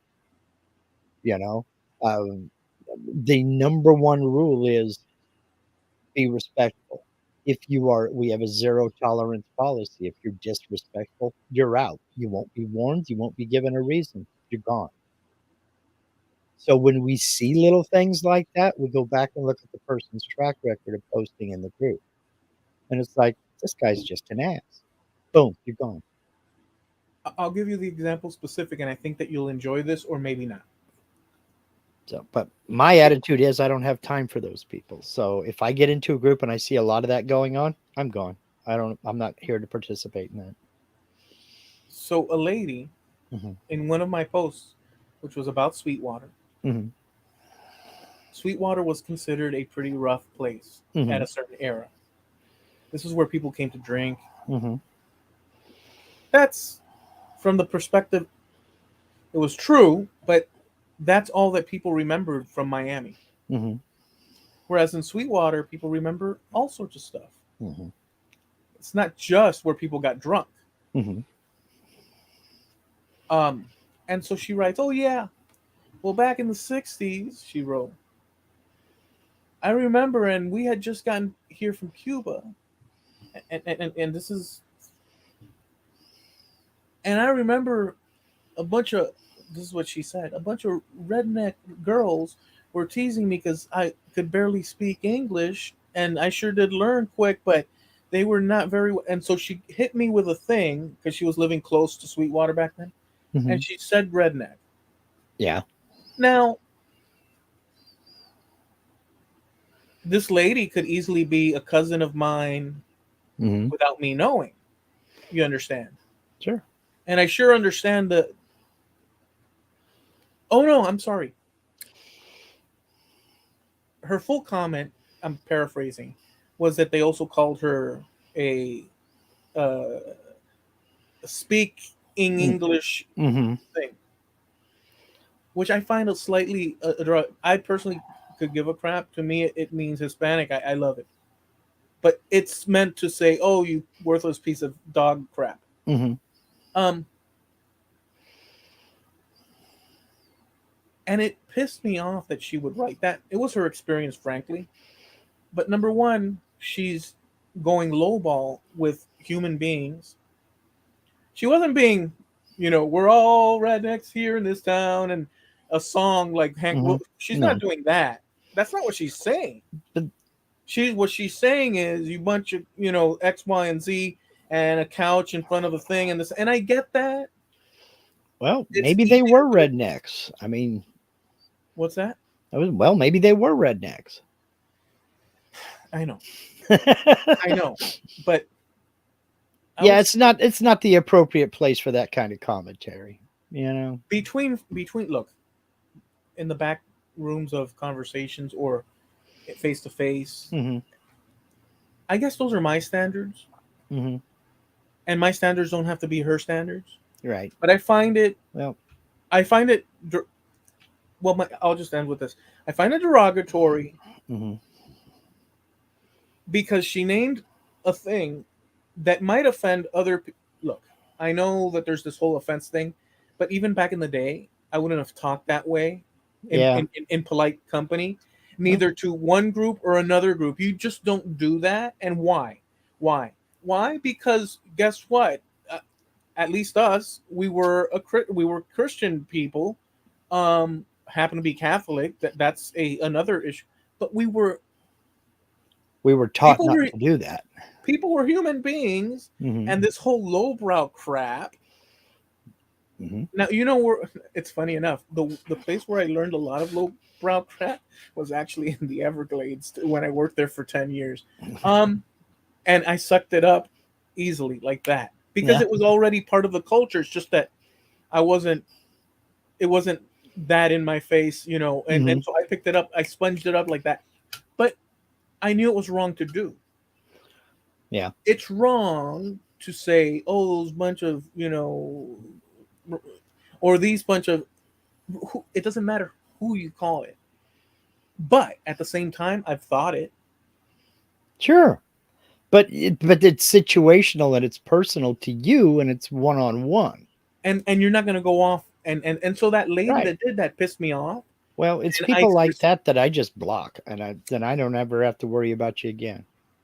and I respectfully responded, and I Mhm. said, "Listen, this is a clean post about the history and this and that." But just to add, and I'll be open, just to add to it. Then some other people came in. Yeah, those were a bunch of and they went into the redneck thing, and totally ruined the thing. But my standards aren't their standards, Right. and it's as simple as that. Well, I look at it this way. It's I'm as not simple as that. I'm not going to walk on eggshells for people. I'm not. I'm not going to do it. They're obviously not concerned with whether they offend you or not. They're not concerned with that. They just want to get their opinion out and be right. And we've had this discussion before. I got no time for those people. Block. That's it. I don't see their stuff ever again. And I'm happy that way. Yeah. I've got a list of people I have blocked that's 10 miles long. I just I got no time for that. I got When you talk, life is too short to engage with somebody of that mentality or of that ilk. I just life's too short. when you talk that way to others, Hmm. when you opt for those decisions in your conversation, Hmm. from my vantage point, the way I was brought up, and by the way, again, I'm a culmination of cultures. Hmm. Really, basically, it's an American culture, but I'm not denying this other Well, uh, thing that I derive from. but Um, well, no, let me just say, but when people opt for that, in my opinion, hmm. and it's different if you and this might sound hypocritical. If you and I are shooting the breeze, we might engage in ways that we might not do. I would safely feel in front of you if we were out and about personally in front of each other, and many of my friends here, um, maybe going to a restaurant or going or just that we wouldn't be. It feels like we would not be Right. so lowbrow that Hmm. we would be cussing up. I mean, you could say, or we would be derogatory to people just based on whatever the hell. I Yeah. think that we would be at least a certain level of Well. respectable. So there's a difference. There's a slight hypocrisy. We have to be hypocritical because you can't go and say everything you think in Hmm. public.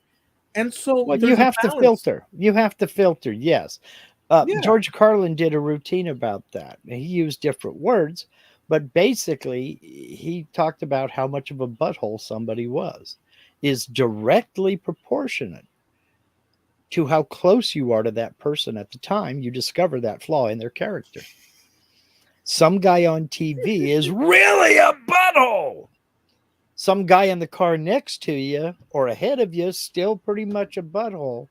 But if the guy's next to you in line at the supermarket, guy's a real butthole, you know that? The closer they are, the nicer they get. I like that, but can we agree? I'll ask as a side note. Mhm.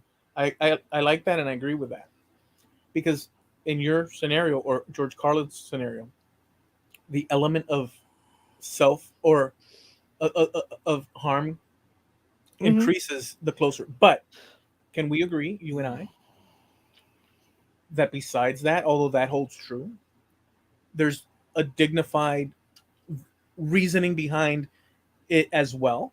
Well, yes, because it's also based on the size of your audience. If you and I are talking just back and forth, we're more likely to call a person an idiot by name than if we're here in public, Right. in a public Or venue. right. Or due to us feeling, well, no, it's the same thing. I'm just rewording it, but I'll reword it. And instead of or. And that might be in part due to you and I, as an example, or us and Jim, Snow Crusher, and Steve and Linda. It's just us in a small little thing. We might be relaxed and we might say things that don't necessarily hold the G rating Yeah, at a yeah. Hall of Fame for Toys We reunion. we do have filters here on YouTube. We also have filters in certain groups. Person to person, one on one, there are things you would never say around your grandmother or your mother that you would say to your friends all the time. That's right. There are certain things you would never even dream of saying in church, but you'd say them on the playground all the time. So Yes, we do have certain filters and, to a point, certain languages that we'll use, and it's all situational. that's And right. when you're in the heat of anger, you're having a verbal thing with somebody, you could say any damn thing. I mean, you could make up words. I've done it. you I've know never. but then again, the anonymity of the keyboard, there is no filter in a lot of folks. And that's true. A lot of folks see that keyboard as, there's no camera on me, they don't know what I look like, they don't know where I live, there are no repercussions, I can say and do whatever I want. Well, you and I can't. Well, some folks say that, with take that possibility with a little bit of grace, and they don't do it anyway. Other people are under, I won't say a microscope, but they're a little bit more visible than other people. They have to watch what they say. And you and I fall in that category, Yeah, to a degree. yeah, to a degree. Other people just don't care. And a certain percentage of them will say it in person, face to face. But So, we did a whole episode on this anonymity of the keyboard, in that people will type things they would never dare to say to a person to their face. of course. Well, I just want to say that you can take this to the bank. I never heard my mom Mhm. or my dad. At worst, my dad would get hot over Mhm. a subject if it was a localized country, Mhm. and he would on occasion shoot off an expletive, but it Mhm. was very rare, and it had no association with individuals as human beings, but it was more country based in this. But whatever, he's a guy, and we know that we have more testosterone. Whatever, um, perfectly natural. But I never heard them point to human beings based Yeah. on characteristics of culture or whatever the hell, Mhm. and proceed to, at any level. I did not grow up. And now there's people online that say something to the effect of, I'm going to be bold here, a certain privilege. See, I'm going to have to actually be bold, but cover it. Um, a certain group of people have privilege um, based on their being born Hmm. that others don't, and therefore they can be treat them as how they choose. Talking about today's world, Hmm. which is kind of a flipping of what used to go on to a certain degree, being a little bit covery, but whatever. And I find it distasteful, or worse. Um, you know, I didn't grow up with those assumptions or understandings. My parents didn't grow up with those assumptions or understandings. I never heard my father complain. Then again, I grew up in a situation where it was eclectic, and people got pissed at each other for the things they did, Yes, on a but one-on-one basis, but personal. not for, or at least not of my understanding. So I didn't understand these things, but I did see it through cultural norms on TV. Hmm.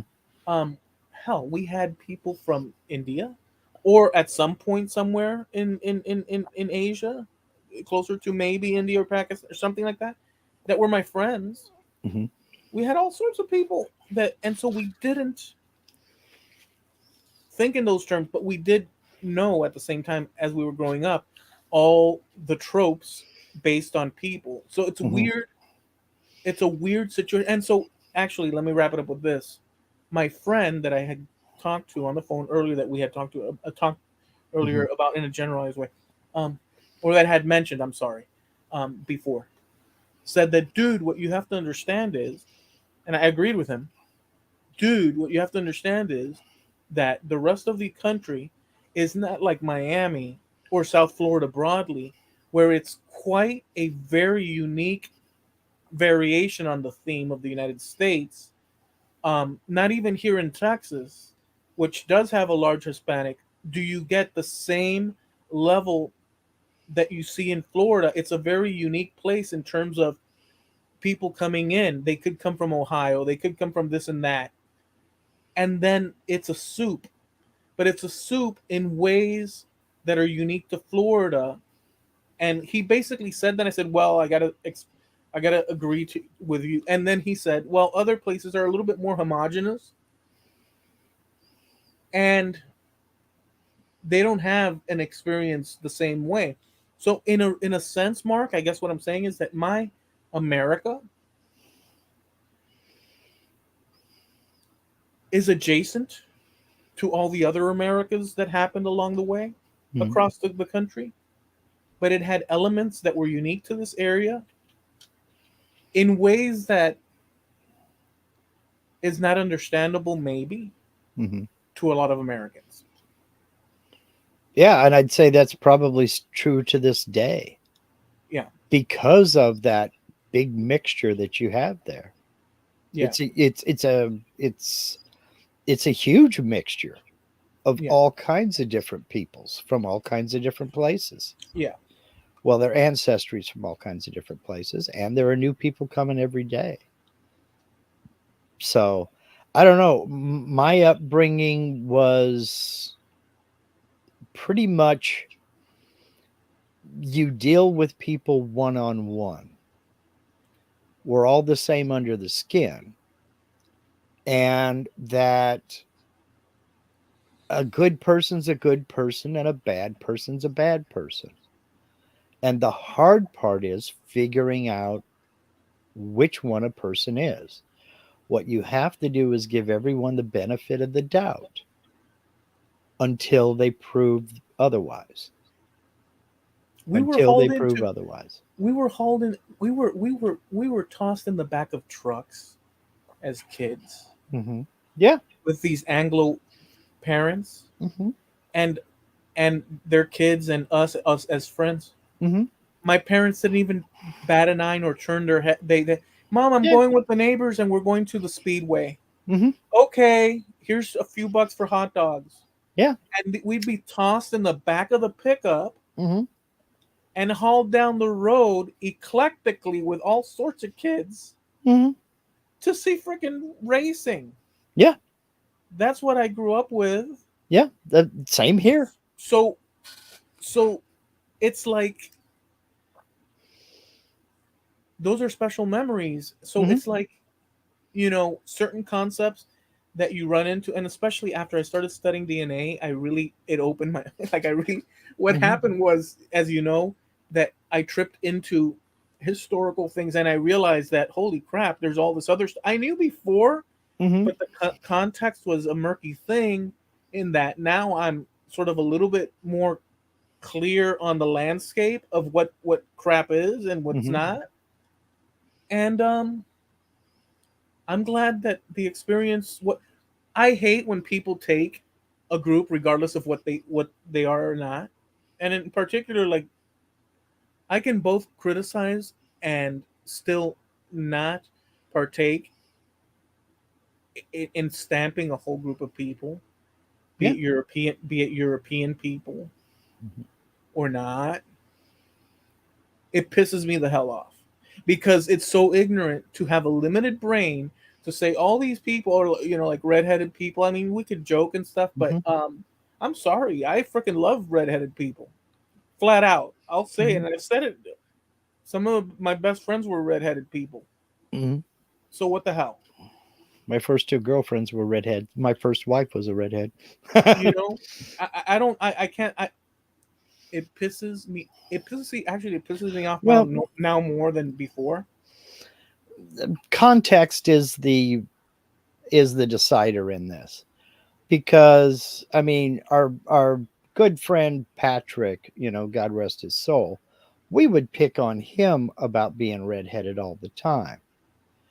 And I I used to tease him about, man, if I didn't give you trouble, if I didn't flick you stuff about that, you'd think I was mad at you. And just as an experiment, I didn't pick on him for about a month. And he thought I was upset with him because I wasn't busting his butt over whatever, you know.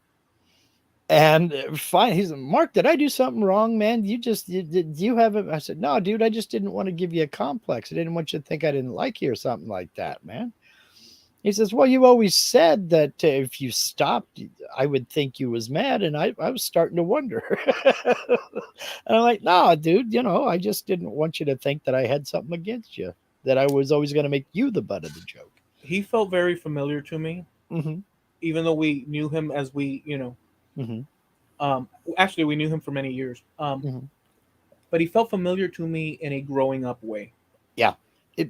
Everybody had a friend like Patrick when growing up. There was that one kid who was the loud talker. Oh, I'll do this. Oh, I'll do that. And then wouldn't do nothing.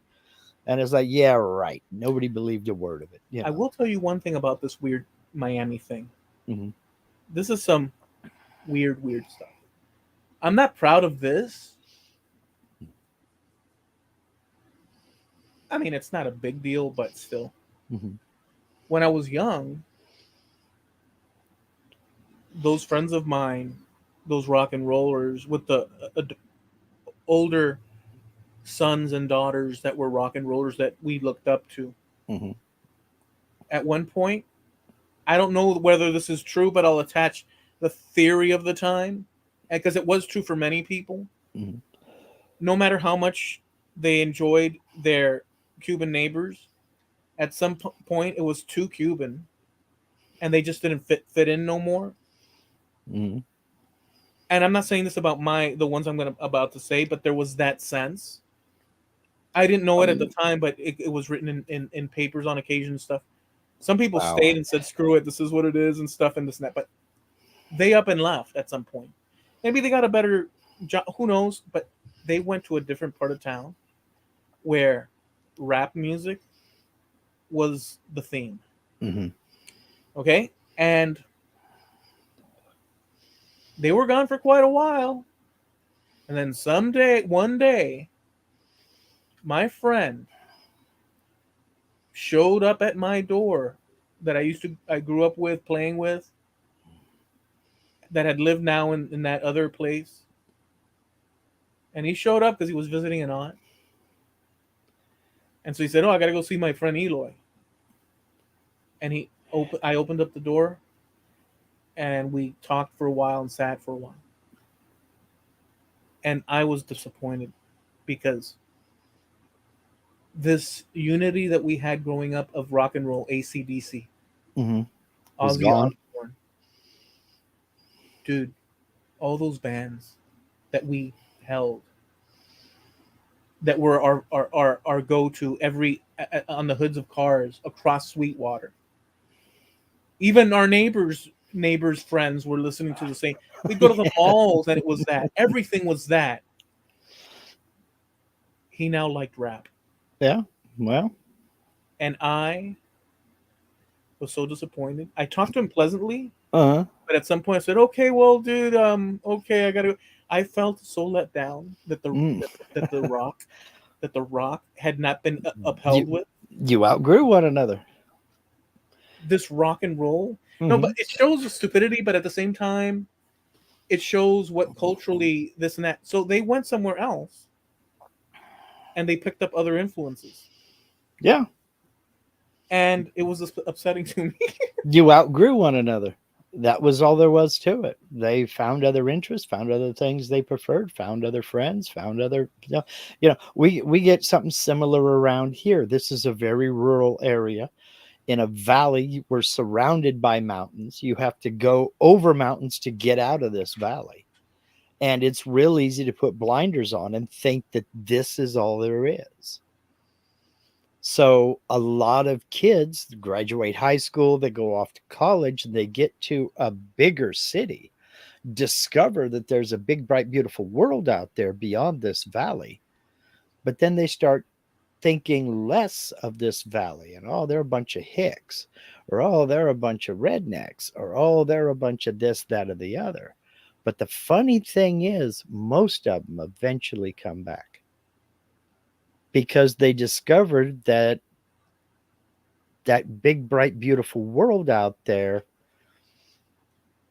is not as easy to get along in as this is here.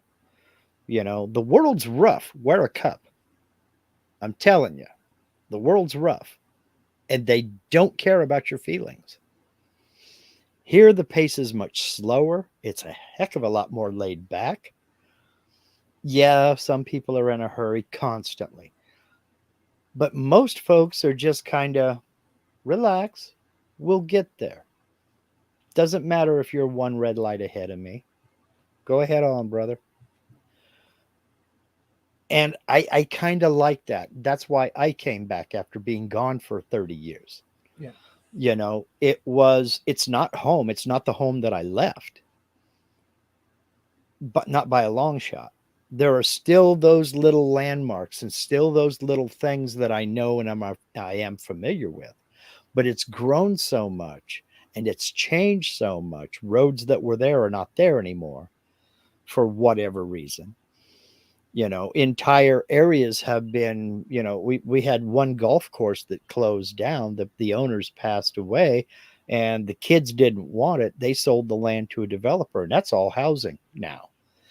And the roads along with it that were around that golf course are gone. So I find myself getting lost in the town that I was born in. I'm not as adventurous as I used to be. I don't get I don't get lost irretrievably. I mean, I know certain landmarks, and if you know the hills around here, just head that way, and you'll be back on this street. But other than that, it's not the home that I left. yeah, So I have to adapt to that. But there is still a very much slower pace. It's still a much more relaxed pace, and that's what I like about it. yeah, And everything else, I don't care about. I really don't care about. We have that thing here too. There's a city, Ashland. It's south of us. It's closer to the California border. It's a university town, and they have always looked down on the people that live down here in the valley, Medford, Phoenix, Talent, Eagle Point, wherever, as, oh, they're just a bunch of hick farmers down there. And but we're the upper crust. We're so much more intellectual. And it's like you don't even realize, folks, that you are the punchline to a joke you don't get.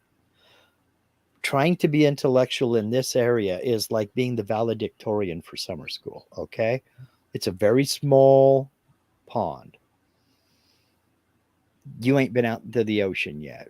Go experience that and then come back and tell me all about your adventures. Yeah, nobody. It's just calm down, relax, have some dip. But the wisdom point for one to internalize such things, Mhm. nobody's more human and more, from the vantage point of the person, Mhm. nobody's more human, more nuanced, more loving, Mhm. more hateful, more feeling all around, thinking all around Mhm. than the individual themselves that experiences it.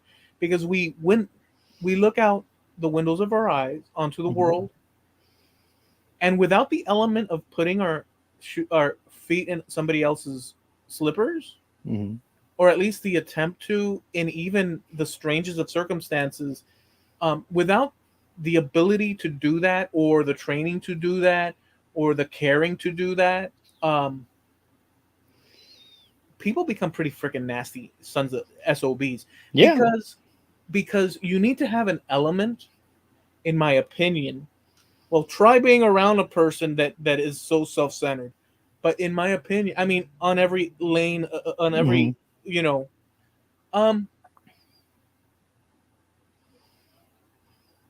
part of the whole thing is that to understand, we have to take on not only the protagonist of the movie, but the person in the background of the movie that was mopping the floor Yeah. while the lady walked into the restaurant, in Yeah. order to get a sort of zoom around the room to Mhm. understand what the hell And life is well, about to some small smidgen degree. well, even where that room came from, you know, you can stand up there on your little artificial ivory tower and you can turn up your nose at these people all you want. But where did you get your 100% organic kale? From that dude down there in the valley cultivating the crop. And who's smiling bigger as you're eating your 100% organic kale? The dude that sold it to you. Yeah, I'll even go as far. I'll even go as far as, this is. I'm not trying to dirty up the gears, gum up the gears here, but to use it to self-deprecate slightly, but Mhm. not really, but within the thing. Every now and then I'll say something jokingly about, like, oh, because in Canada and Slurpees, we know I'm joking, we know we're joking, we know this and that. But in my mind, although I'm not outwardly saying, what I'm saying is, man, I recognize you people as human beings, as people with But nuance in the culture. I haven't gotten there so that I read it, but you know what? This is, I'm saying out loud what I think. But there's history to be known, mhm. and me personally, when I get around to it, although I've dug a little bit due to circumstances, due Mhm. to this Revolutionary War, I've dug a little bit in that direction, but Mhm. that's not the whole story by any. And I've talked with Greg in terms of, certain things that occurred, Mhm. to, I guess, native people, or they use another word. There's another word they use. Indigenous, No, yeah, they no, but there's another word First for Nation, First Nations. indigenous. Yeah. Um, so it's not like, so even though I'm playing within the concept of, yeah, we're buddies and stuff, but, and I'm using this as an example of, like, no, they have a history, Mhm. we have a history, Mhm. and then there's broken down histories, and then there's, so, yeah, I know that my stuff is important. Hell, I'm focused on it quite a lot, but you know, Everybody else's stuff is important to them as well. Let me ask you, have right? you ever been to Canada? No, my mom and aunt Mhm. were gonna be shipped there Mhm. with the nuns when the Castros came in, Mhm. but my grandparents feared them leaving alone two young girls, Mhm. and they opted to keep them. But the nuns all went to Canada, Mhm. so they ended up in Canada. My mom, they could have ended up in Canada. No. I've only been to British Columbia, Newfoundland, and New Brunswick. Yeah, opposite coasts. Um, just entirely situational. Gorgeous country, beautiful country. Um, I've never been to Winnipeg or there anywhere where Greg is, and I've never been to Ontario where Jim is. So I don't have any references for them. But what I saw of it, it was gorgeous country, and some of the friendliest people you meet. Fun You know, fact: there's a truckload of these Canadians running around America, and we don't know whether they're Canadian or not. The other day, I saw this and famous people too. The other day, I saw. Well, by the way, a couple. So the person that changed. Get this freaking thing. I don't know that you're too into comic books, not and really. even the Canadians here on board may not even know this, but and this is an interesting freaking thing, Mark. Well, at least to me, the guy that spearheaded, Mhm. arguably, the explosion of Marvel Comics going from an area of low in the late 80s. And by the Mhm. way, for me, it wasn't an area of low because I was freaking eating up those comic books like nobody's business. But at one point in the early 80s, in the late 80s, I went to the freaking comic stand.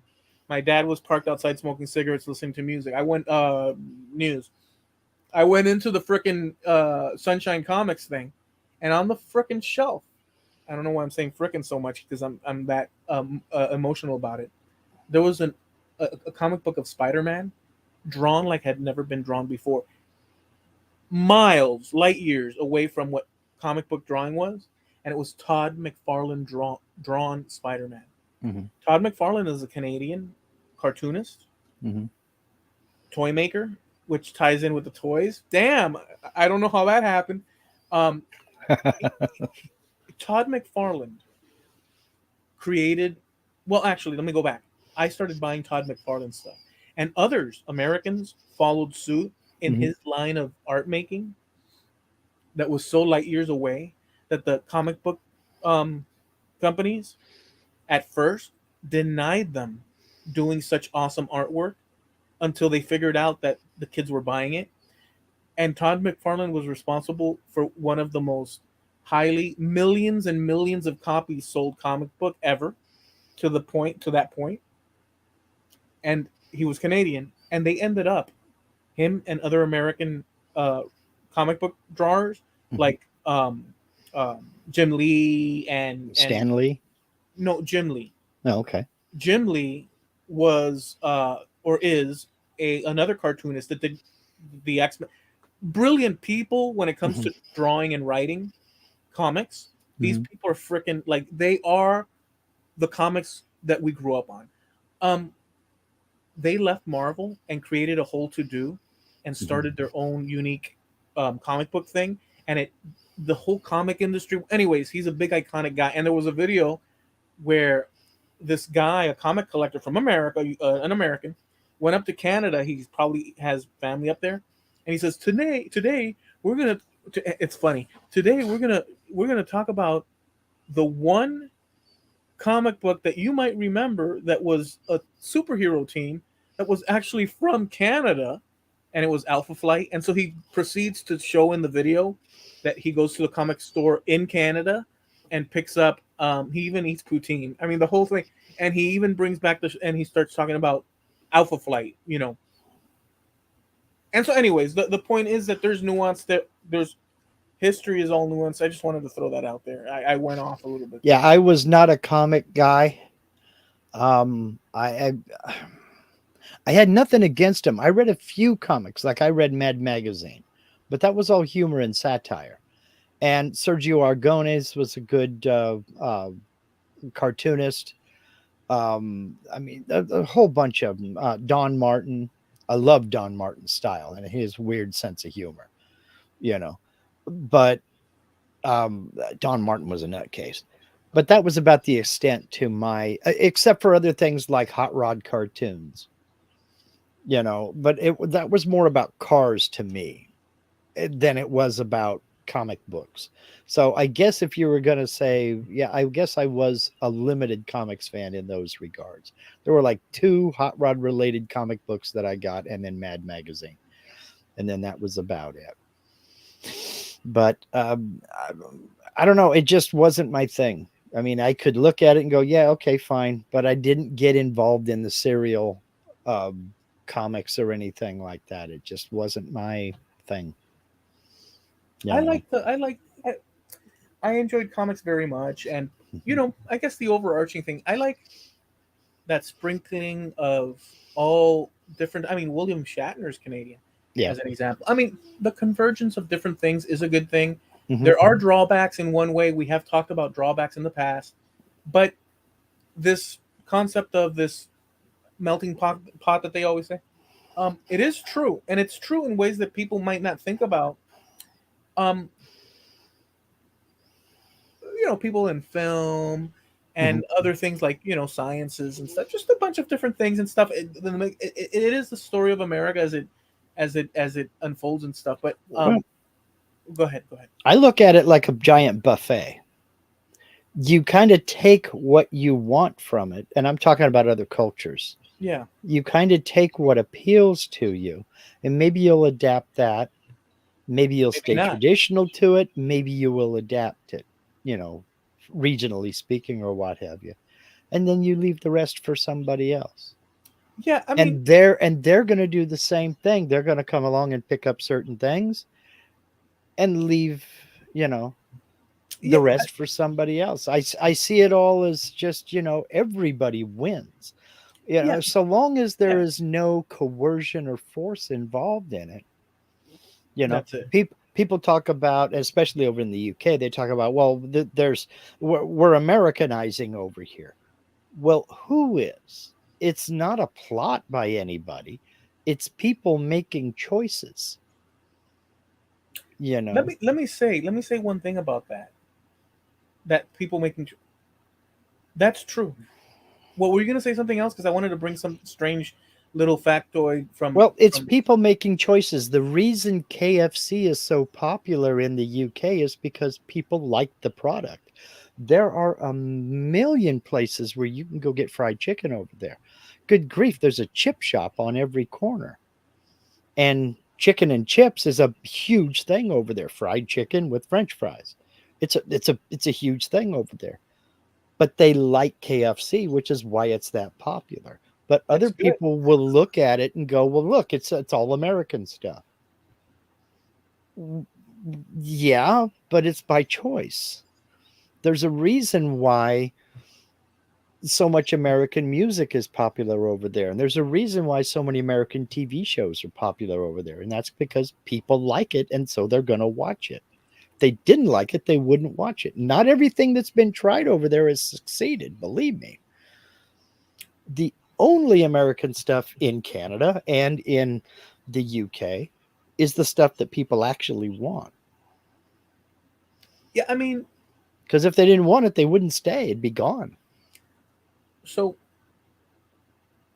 that reflects previous years going back into infinity. Hmm. It was, I'll bring it back home to America quickly, but you can argue that for the Celts, Hmm. according to everything right now, they started in Central Europe. Hmm. There were various arguments about it, but it seems like, according to the DNA and the artifacts and such, Hmm. and language patterns, bones and whatnot, it's pretty freaking overwhelming. I would have preferred back a few years that they would have taken the route that I preferred, which was coming from um, along the coastal lines into Iberia and then spreading out, because that's what because the problem is that Iberia has very old DNA. But anyways, I'm going to digress. They started in Central, but they adapted as they went across the continent, and so they had different versions of Celtic. Hmm. So in Spain, when they got to Spain, they mixed with the local population there and became this Celtic Iberian um, phenomenon. with their own, like I was showing you earlier, Yeah. iconic Stellas, Hmm. and you had the ones that went into Ireland and England and up north, and Celticism is freaking everywhere. Hmm. It doesn't just belong to the Irish, although, with all due respect, afforded and awesomeness, they have a version that's very in the fore. So I'm not taking that away from, but there's other. But my point is that just like what you were saying, that you take a little from here and there, that's been the history of mankind anyhow. Yes. Yes. Absolutely. And today that's it's no different than it was 20,000 years ago. In its basic premise, Right. because people take the best of things and incorporate it, Well, if they didn't want it, they wouldn't take it. and if they didn't like it, It wouldn't stay. it's just like having a Poison album back in the 80s. You don't show it to your friends, but you could even Well, hide it and you still enjoy it in private. So it's even that you could even enjoy stuff in private, public you won't, so who knows, maybe there's somebody sitting in their home right now that has mhm. nothing to do with Mexican culture, as an example, that is sitting there with two maracas and a big sombrero watching, I don't know, Mary Povich on TV while he's eating Chinese. Yeah, um and we'd be none the wiser, and that's just his flavor of enjoyment. um b- but Boxers or briefs, if you remember that. exactly. I mean, but then again, enough people choose either or Yeah. that the manufacturers of both flourish. Oh yeah, yeah. So there's You this know? thing, but there's also So, this. Look, us here, mhm. you yourself, and folks out there, just the circle that we're in, to the degree that we're in, is already an evidence enough of a certain type of open-mindedness Mhm. and like-mindedness in enough areas where people, there's things that we appreciate that we share. Yeah.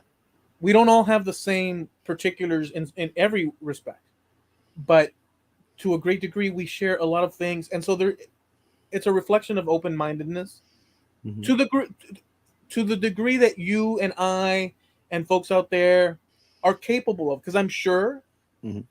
there's some sort of this that's going on somewhere else at 9 o'clock Eastern, something something, where Mhm. people are so wildly, let's say, open-minded or focused, that have the understandings that we couldn't even possibly. Who knows Yeah. what the hell? What I'm getting at is that, to the best of our ability, this is what we are.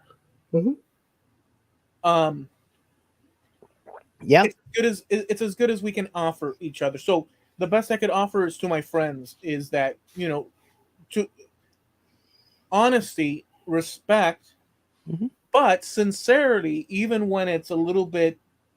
Of, but then again, that's my personal flavor. But I guess if you wouldn't particularly appreciate it to whatever degree, you wouldn't stand for it, and then you would. So we are with each other to the degree that we are, because we kind of enjoy our Yeah. exchange. Nobody here has a gun to their head. Nobody. Right. You and, know, and that's we why we make have, we and that's make why, choices. and that's why we have we have four. we, so so the world is going to crap, okay? Because if this is because if we're, or we're freaking so wrong that we're right. Well, if I we're don't even wrong, tell us. If we're wrong, tell us. All I can give you is my opinion based on my experience. That's the only knowledge that I can lay claim to is based on my experience. And it may differ from your experience. So, but I would never tell you that your experience is wrong because I didn't live that. How do I yeah. know that it's wrong? I can't tell you that it's wrong. So why bother? I run the danger, not really, but kind of over analyzing stuff.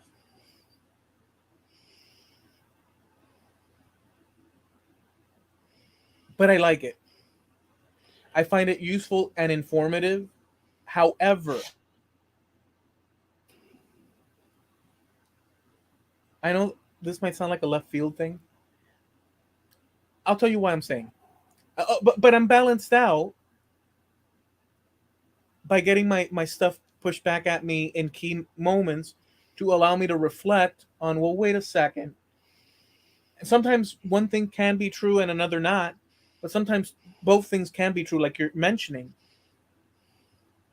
So what I'm getting at is this. The reason I'm saying it, there's this lady, and I've told you about her. She's so right that she's Mhm. wrong. Now, how could that be? Because she's one of these people. She is so steadfast with her reasoning. Mhm. There are people like that. I try. I try. But this lady succeeds. I try this much, like a little bit, to Mhm. sort of, Okay. because I feel like, would any self respecting person not at least try? But this lady is freaking solid. But she's so right that she's wrong. Why? It's sort of like what you said in various times.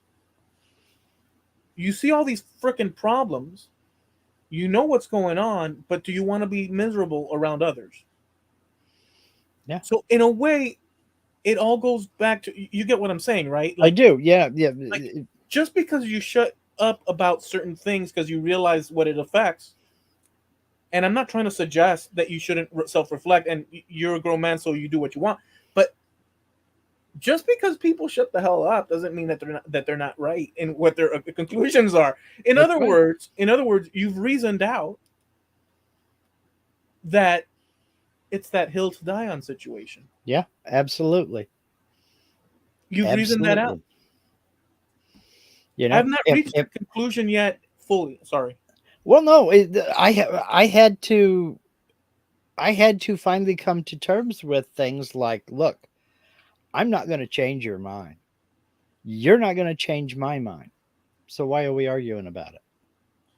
You have an opinion. Your opinion is 100% valid. I will never tell you that your opinion is not valid. I may disagree with it, but it's your opinion. Let me say, let me say, and I agree. Mhm. And I recognize the value in what you've said so long Mhm. ago. I've recognized it before if you haven't paid it, but I'm recognizing it now in this way, although it's a strange way to go around it. But I will say this.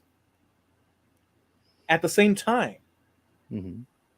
that holds true, and I see it as valuable because it's a valuable decision, because you're not going to fricking swim upstream, because what's the darn use? Well, there's a thing But called futility. but it can also be true, which we do practice as well, us and all of us here. It also can be true that,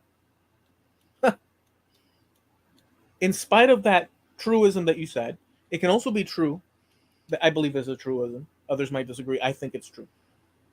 It can also be true that you would engage people that are capable of going the distance in order to hash out one's own personal and others' inconsistencies and learn from that experience.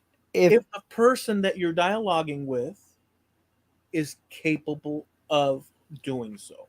and if they ask for that opinion. If they Yeah. ask Oh, yeah. me for my opinion and they genuinely want to hear what I think, I'm more than happy to share it with them. Yeah. If a But person's not capable, go ahead. again, if the only reason they're asking me my opinion is so they can argue with me, I ain't got no time for you. Yeah. I don't, I'm not out for an argument. I'm not out for a debate. I have my opinion. I'll keep it to myself. If you ask me my opinion, I'm happy to share it with you. But not if the sole intent of you asking me is so you can argue or debate me. I'm not interested. I think now with you, but just broadly, Mhm. could include you, but an interaction that I have over something complicated is as much to do with me figuring it out or bouncing it back in order to Yep. check my homework, I do that a lot myself. or seeing a blind spot in another and throwing it at them to see if they fill in the blanks, or if it can benefit them or myself or both of us, or if it's a stupid thing to begin with and correct me along the way, even though it may take 1 day, 2 days, or a week. But the idea is to always burn off that excess that is bullcrap. Hmm. Some bullcrap we retain because we prefer it. Oh yeah, it's comfortable and it fits in with our Right, worldview. Yeah. right. And we do have an ego. Hmm. And so without the, you know, we have to have placement. If we don't have placement, we'll become pretty, people will go to fists if Hmm. their placement is disrupted in the world. Oh yeah. So that's why when people get challenged, they get angry. Well, it depends on how they're challenged as well, because there was also a thing called tact and diplomacy. Um, Basically, I firmly believe that if you know how to use tact and diplomacy, you can call somebody the dirtiest name in the world, and they'll actually smile about it and probably agree with you somewhere down the line. I don't have those gifts. I'm okay with certain things, but for the most part, I'm just a meat and potatoes kind of guy that dresses up in pocketed t-shirts half the time. The other half the time, my t-shirts don't have pockets. That's about it. So I'm pretty much what you see is what you get. But if I'm trying to figure something out, and it depends on what it is. If it's I've used a table saw for many many years. I know how to use the table saw, but maybe I've never used this specific type of blade, and so I'm asking a few questions about it. I know the mechanics of it. I know how it works, but I'm not experienced with that blade, so I'll ask questions. That kind of thing, yeah, I'm open to interpretation because maybe you had a bad experience with one of those, and maybe somebody else had a different experience. So I'm ready to take in a bunch of information from different people. But if it's something that I know, I'll give my opinion if I'm asked. But other than that, I keep my mouth shut Yeah, because I just don't see the need. I don't feel the need to engage for the purposes of debate or argument. That's not entertainment to me. Some people people are built. love it. Some People are people, built. People are built differently, oh, absolutely. and Some some people, people love that argument thing. and some people. But the thing is here, the I for the used to people be. for the people that do like argument, Hmm. there's two ways to go for my purposes in this explanation Hmm. that I'm counting on or figuring. You could argue in order Hmm. to achieve victory, Hmm. um, which is one avenue for status. But then there's the thing that I like. Incidentally, incidentally, I'm not above the first one I just mentioned Hmm. because I'm human and I recognize that as ego gets sliced and Hmm. punched, you're gonna say, "Oh yeah," and then do that. So that's an element. But my preferred reasoning for dialogue, argument, and whatnot, or discussion in such ways, is to better understand, if not everybody, at least myself, because I do go on thinking about things, and I would, whether or not I do, but engaging other people opens up little roadways. Like imagine one roadway because you're thinking it. And imagine that road, solitary roadway through the desert. You on your own, you can break little roadways off that main roadway and say, what about this? What about that? What about that? But what you can't do is go to Mark Lindsay, unless you go to Mark Lindsay, What you can't do on your own. What you can't do on your own, unless you go to someone like Mark Lindsay or Steve or Snow Crusher or Jim, etc., is say, "Hey, I've got this road, and I've branched these little branches off. How about this?" And then, maybe a Snow Crusher will say, "Yeah, but this line." Now you may immediately, I would, because I do, because I'm gonna fight it. Greg, that freaking road you just carved out, that's just you because you're being a contrarian, you son of a gun, and I'm gonna pound my fists and you. But whether I say that or not, the information has been transferred over, and I now have another road. And that road, if I at least give it a consideration, might render some value or a lot of value that might sort of. And so I look at it like that. Maybe Well, other people might not. well, see, I look at discussion for that, and discussion is different from debate or different from argument. See, You I know, don't, I don't, I if don't. if if if I want your perspective on something, I'll have a conversation with you like I'm doing right now. I don't need to get into an argument or a debate. We can have a discussion on it, and I can say, "Here's this. What's your perspective?" And you tell me this, that, and the other, and then we can work out the detail. I may not agree with you, and you may not agree with me, but a discussion is a civil discourse. And I think that's a lot more productive than people doing this in each other's faces. I think it's a similar. I think it's the same difference. It's just the word argument. I've grown to um, understand it as um, a debate or a discussion or laying out of a position as opposed to a man and woman in a fifth story apartment throwing like their flip flops at one another over what TV Guide has to offer. I know that one is also they're having an argument, but my usage of the word leans towards when in this kind of thing, it leads towards more of what you're saying. Yeah, because I don't know. Part of the problem with being a word nerd Oh, what? is a word nerd. Part of the problem with me being a word nerd is I look at definitions of word.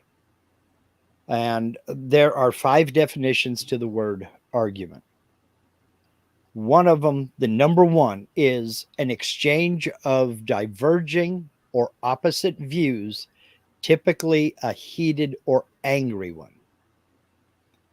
And it's the heated or angry that I try to avoid. Yeah, but the typically is important there too. That's a word Understood. introduced.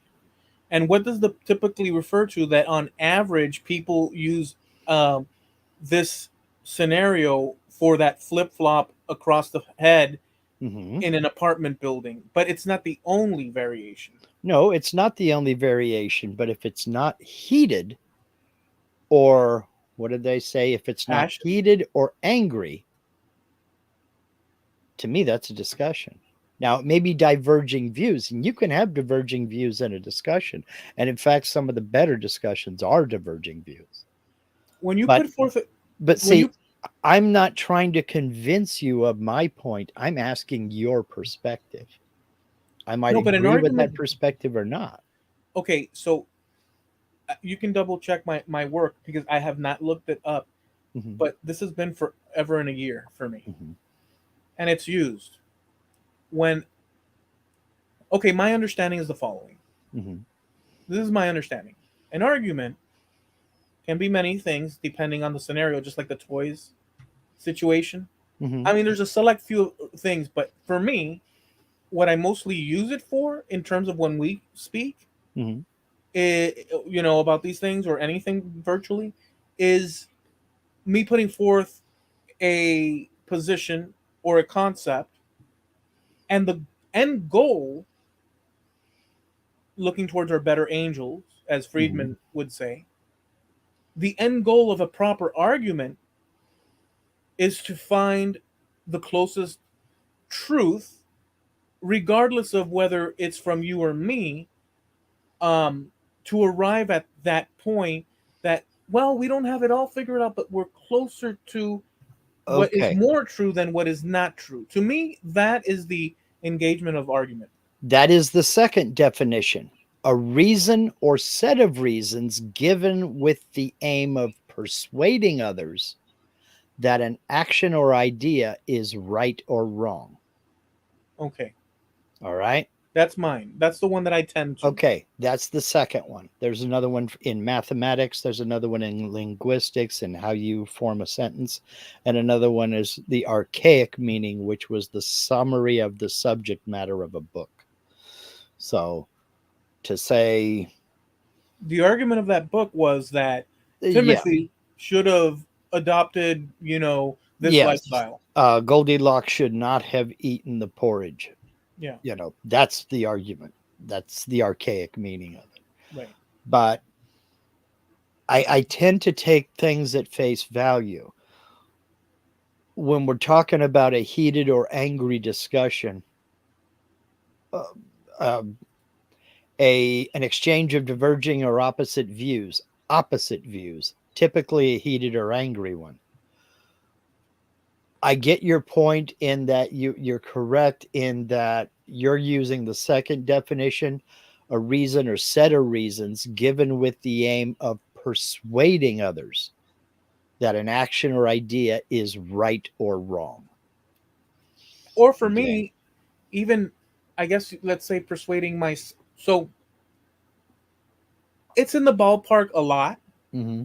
but the more nuance within, because Mm-hmm. definitions are placeholders for a concept that can't be bottled in a jar. Sure. Um, but for me, it's the arrival at truth, and the interchange exchange allows one to check one's own homework, Okay. even as distasteful as one might find pushback to be. But you see, you just interjected truth into it, and that's not even anywhere near it. What That's do you not mean? anywhere near the definition of the word. No, but I'm not. Okay, so the word is one thing.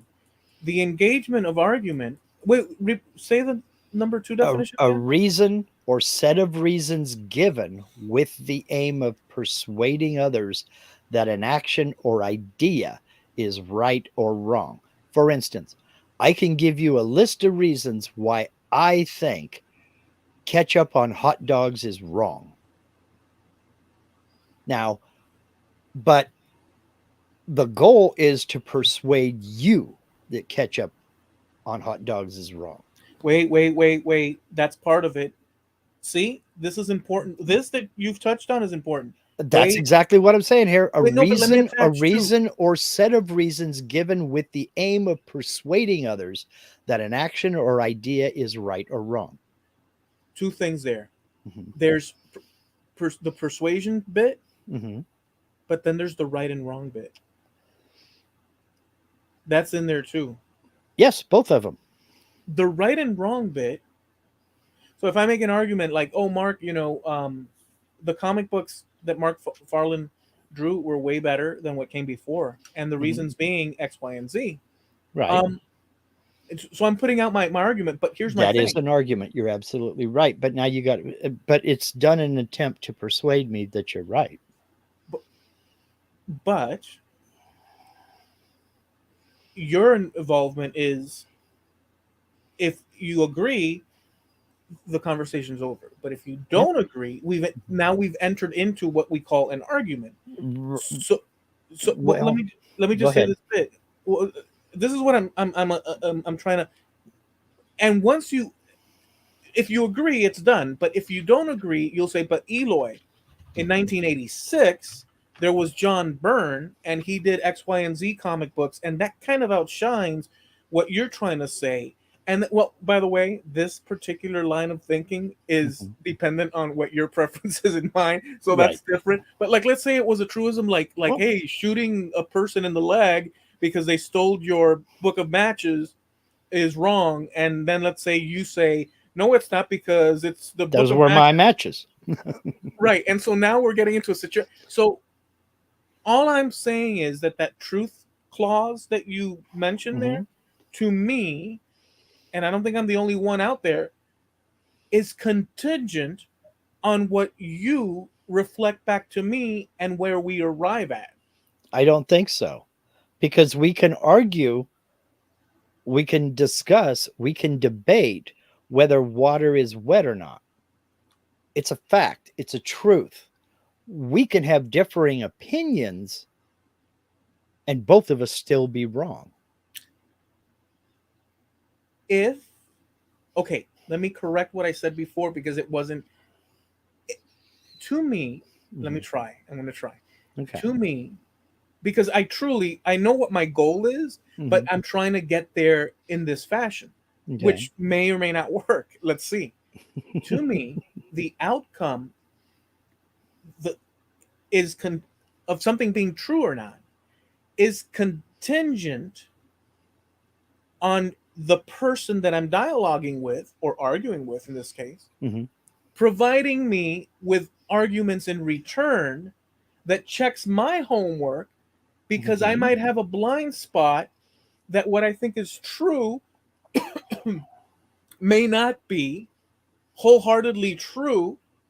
And by checking and by putting it forth to you and you returning some hot hell in my direction might correct an error in my understanding, maybe now or maybe in a week from now, but Mhm. eventually for me to see a different point of view. I think that that qualifies within the situation we're talking about. But we could both still be wrong.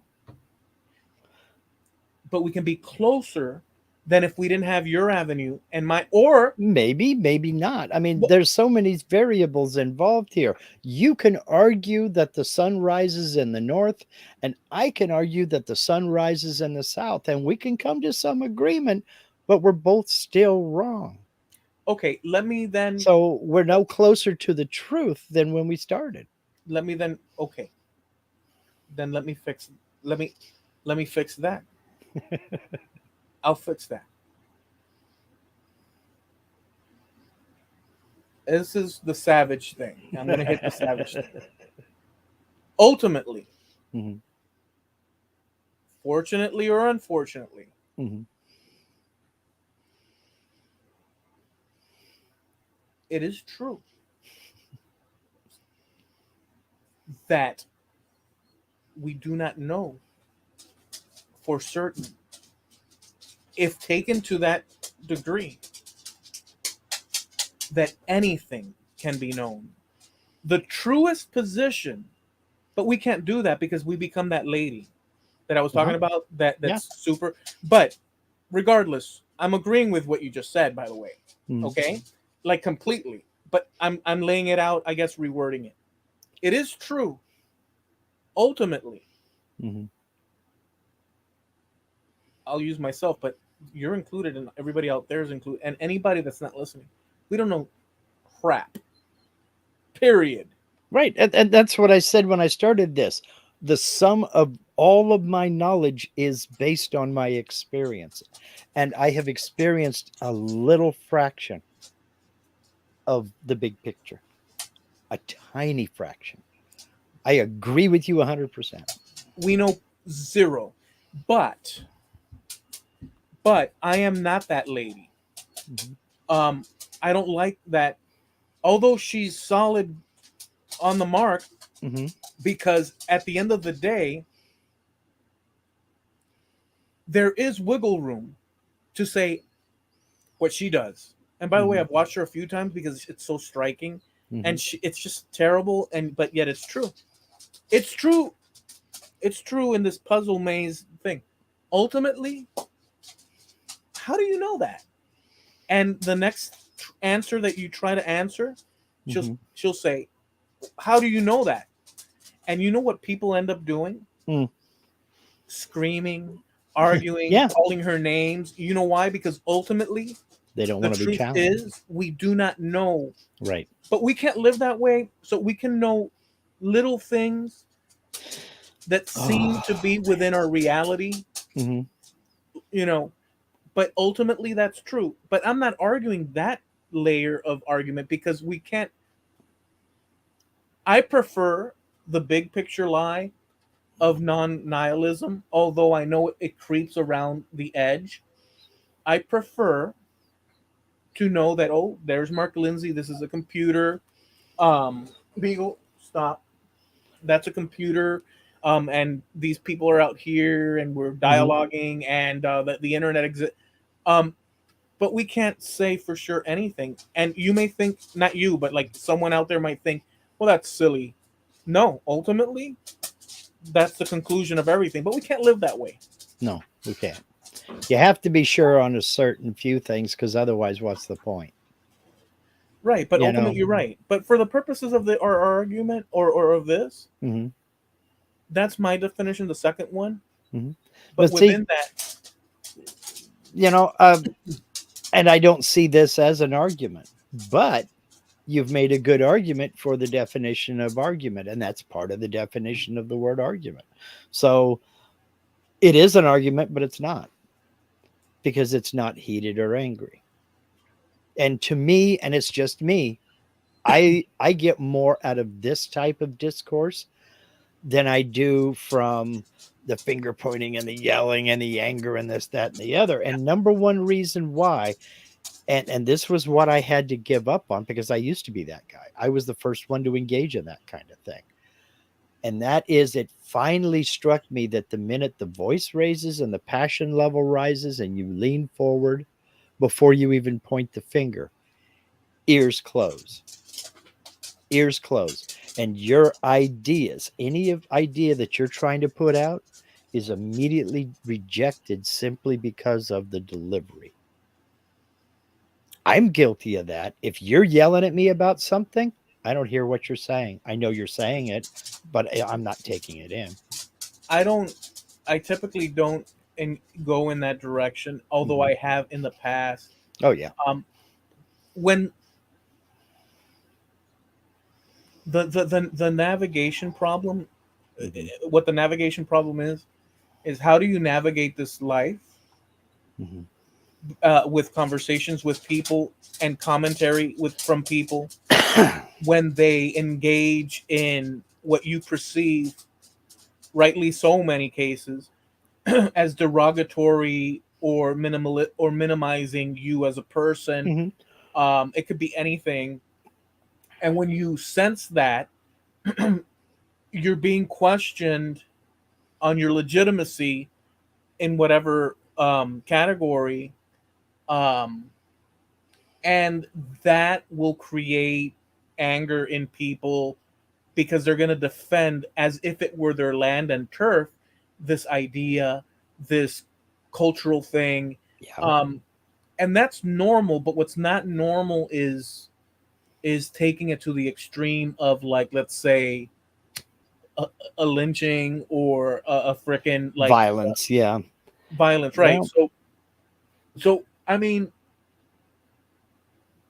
so yeah, and so I immediately disengage when people start doing things like that. Look, I have nothing to prove to anybody. I really don't. I don't have anything to prove. I'm just me. I'm some guy. no, I my operation, my so operation, my operation is not to prove anything to other people. right. My But operation for me what I is was getting at was that person who wants to come along and start questioning your legitimacy and this, that, and the other. I don't engage with those people. It's too easy just to block them and I carry on with life. They're not yeah. important to me. I got nothing to prove to those people Oh yeah, yeah. because If they you see don't some, matter to me. I just no, don't right. care. If you see somebody that's closed off, closed minded, let's say, Hmm. um, it's useless. Hmm. Um, there's many a times, not because I'm some look. There's many a times that I've seen people writing things and I see the flaws, Hmm. like in your face, flaws in what they're saying. Hmm. They sound stupid. Hmm. Now, mind you, somebody that's writing something brilliant Hmm. to people m- may sound stupid too. So Hmm. we can't judge that. It goes back to that feudalistic lady that I was talking about. But within the things that we've accepted as true broadly, that we've Mhm. come to, like, we live in the United States, it may be true that we live in a landmass on this big ball and whatnot, but we've come to the idea of we live in, so there is some sort of, so I don't want to be that feudalistic lady, at least not for now. I don't think ever. But I understand what she's saying. But we've come to some sort of whatnot where we can say, oh, it's Mark Lindsay and he lives in Oregon. Yeah, there's a place called Oregon and there's a person called Mark Lindsay. We Mhm. know that Mark Lindsay is not a thing called Mark Lindsay.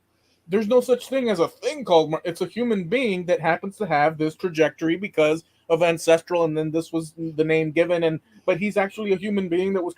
I mean, you could go in all these, and people think these things, but when you see a person write something that's stupid, and you say, "Oh man, I could easily," and I'm not trying to, I could easily, no, dude, this.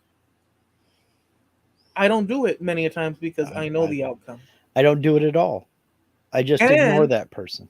and if somebody writes something brilliantly, people are apt to go and frickin' like chainsaw that Well, because from their point of view, it is foolishness because they don't see the truth in it. So if we're frickin' stuck.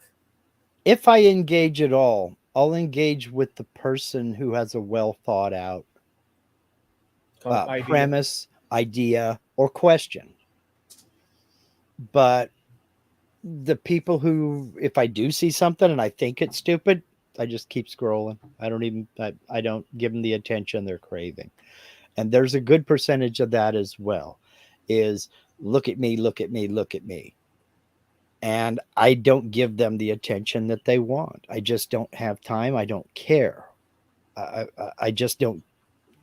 That doesn't have their opinion or that engagement has no effect on how I live my life. I understand that there's a point of futility. You could bang your head against the wall for only so long before you get a headache. And who did that hurt? Because the wall didn't feel it. I'm just not going to do it, you know? And I'm a happier person because of it. And I think Linda would tell you I'm probably more pleasant to be around because I'm not screaming at the TV. But it's, I have to decide, as you alluded to earlier, I have to decide what hill I want to die on. And 99% of the things I see people arguing about just aren't worth it to me. Right. And I understand that completely. Because you already know. You know the potentials. Mm-hmm. And you've said, well, um, I get that. And I have some of that too, although I'm a little bit more willing than you, Mm-hmm. um, to engage if I see something that is problematic. And I don't know. At the end of the day, it rarely ends up right. It depends on what it is. I'm in a lot of makers groups, especially dealing with CNC routers. If I see somebody contemplating something that I know is going to be dangerous to them, their tool, or their machine, I will step in and say, you might want to rethink that, and here's why. This has been my experience when I tried that.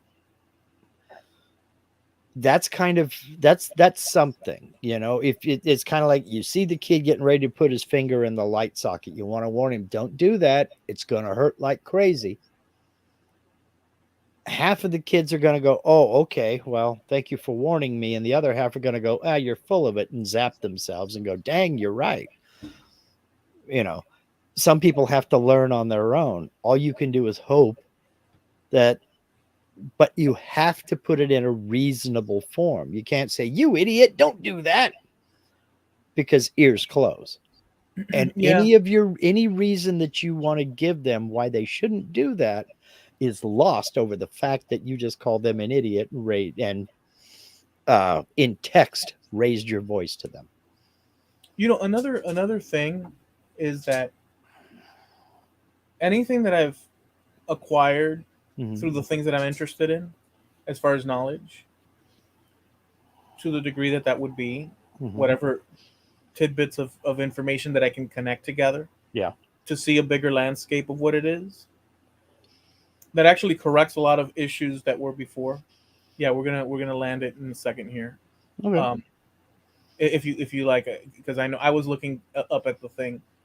Um, but I just wanted to say that um, these little tidbits and stuff, they're easily, it's all readily, like, where did I find Internet Archives? You could go to scientific Mm-hmm. papers, or you could go, I just, there's a million, and there's books, you can, so it's all available to anybody that has access to the Mm-hmm. internet, let alone there's libraries. And so if information, understand a thing in its truer light, as Mm-hmm. opposed to far from hitting the mark, um and they don't do it, well, it's available to them. Why haven't they done? But what I don't like, and this is just my personal thing, if I say something freaking stupid, if I say something stupid, and somebody says, "Hey, dude, X, Y, and Z," Mm-hmm. I don't go, "Oh yeah, well, X, Y, and Z that." I have done, but I start checking. Well, and again, it depends on how it's presented. So yeah, but I'm with you. And if I check and I find that I had missing gap, Mm-hmm. I basically, because they don't own that information, incidentally. That Mm-hmm. information belongs to all of us. So what I do is I incorporate that information to myself. So who did that person help? It helped. If the truth is something of value, help me. Even though they came at me. Well, it again, it depends on the presentation. Actually, no. If he's insulting about it, I'm not even going to read what he has to say. No, but ultimately, if you go and check, let's say it's insulting as hell, but you But go and check, I mean, it may not be the most the better way thing to do it. about it is I'm not going to give that kind of a response the time of day. Maybe it's an ego thing with me. I'm not going to give him the satisfaction. If I say something that is just flagrantly outright wrong and somebody corrects me, I'll accept that. But by the same token, if someone comes along and just starts getting insulting before they ever get to a point, I'm not going to read far enough to get to their point. I'm just I immediately get going to just block, No, I get that, of course. But you I'm know. saying, if your ego is hurt, or my ego is hurt, which has been many times, there's plenty of forums. Look, as an example, I've with the DNA forums, I've Hmm. gone and laid out an idea, and they've ignored the idea, and they fricking shot back stupid shit, Hmm. stuff. Um, there's one for the record. Yeah. Um, and although I didn't get the answer that I was hoping for, the behavior informed me. And that's it right there. It's the behavior that I have a zero tolerance. I wouldn't accept it from my kids. I'm not going to accept it from somebody that I want to actually converse with. I learned in this Hmm. specific instance that the best they got for answering Hmm. a question is to not answer the question and to give you Hmm. side roads. And so once I learned that, I stepped back and I said, okay, that's what this is. So you're still gaining something, even though you feel like you lost something. Like, damn, this is a good group. But no, what you learned is that there's no there's no knowledge here. I mean, Hmm. there's knowledge to a degree, but when you touch, But it's yeah, it's very not pedestrian. It's very exactly. surface level, It's and that's surface not level. the kind of place I want to be. I have quit more groups than I've ever joined. People have put me in, oh, you'd love this group, and I get in and I look it around and I'm like, oh my god, this is the blind leading the blind. I can't be here. Gone. You know. And Yeah, I'm no, I don't want yeah. to be a party to it. Anyways, a final note, and whatever final notes you might have Mhm. before we land it. Just, this is a different subject, but for the first time in a long time, last night I went for the first time in a long time to IHOP. Mm-hmm. I did takeout though, Mm-hmm. but I Wow. have been eating just what my stuff. Mm-hmm. Mark, the deep ethereal satisfaction that those pancakes gave me was so powerful. I could not even begin to tell you. I It's just like my Walmart comments. I remembered why America Mm-hmm. at that one moment with that Mm-hmm. maple syrup, Mm-hmm. pancakes, and the little side. Actually, it was country fried steak plus the other thing. Oh my So, God. so let us not ignore the country fried steak, my friend. Oh, But that's the reason for going.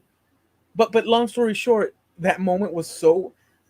I had denied myself that just because you know how I get. Like I've told Mm-hmm. you before, I'm like I'm not paying for that. Mm-hmm.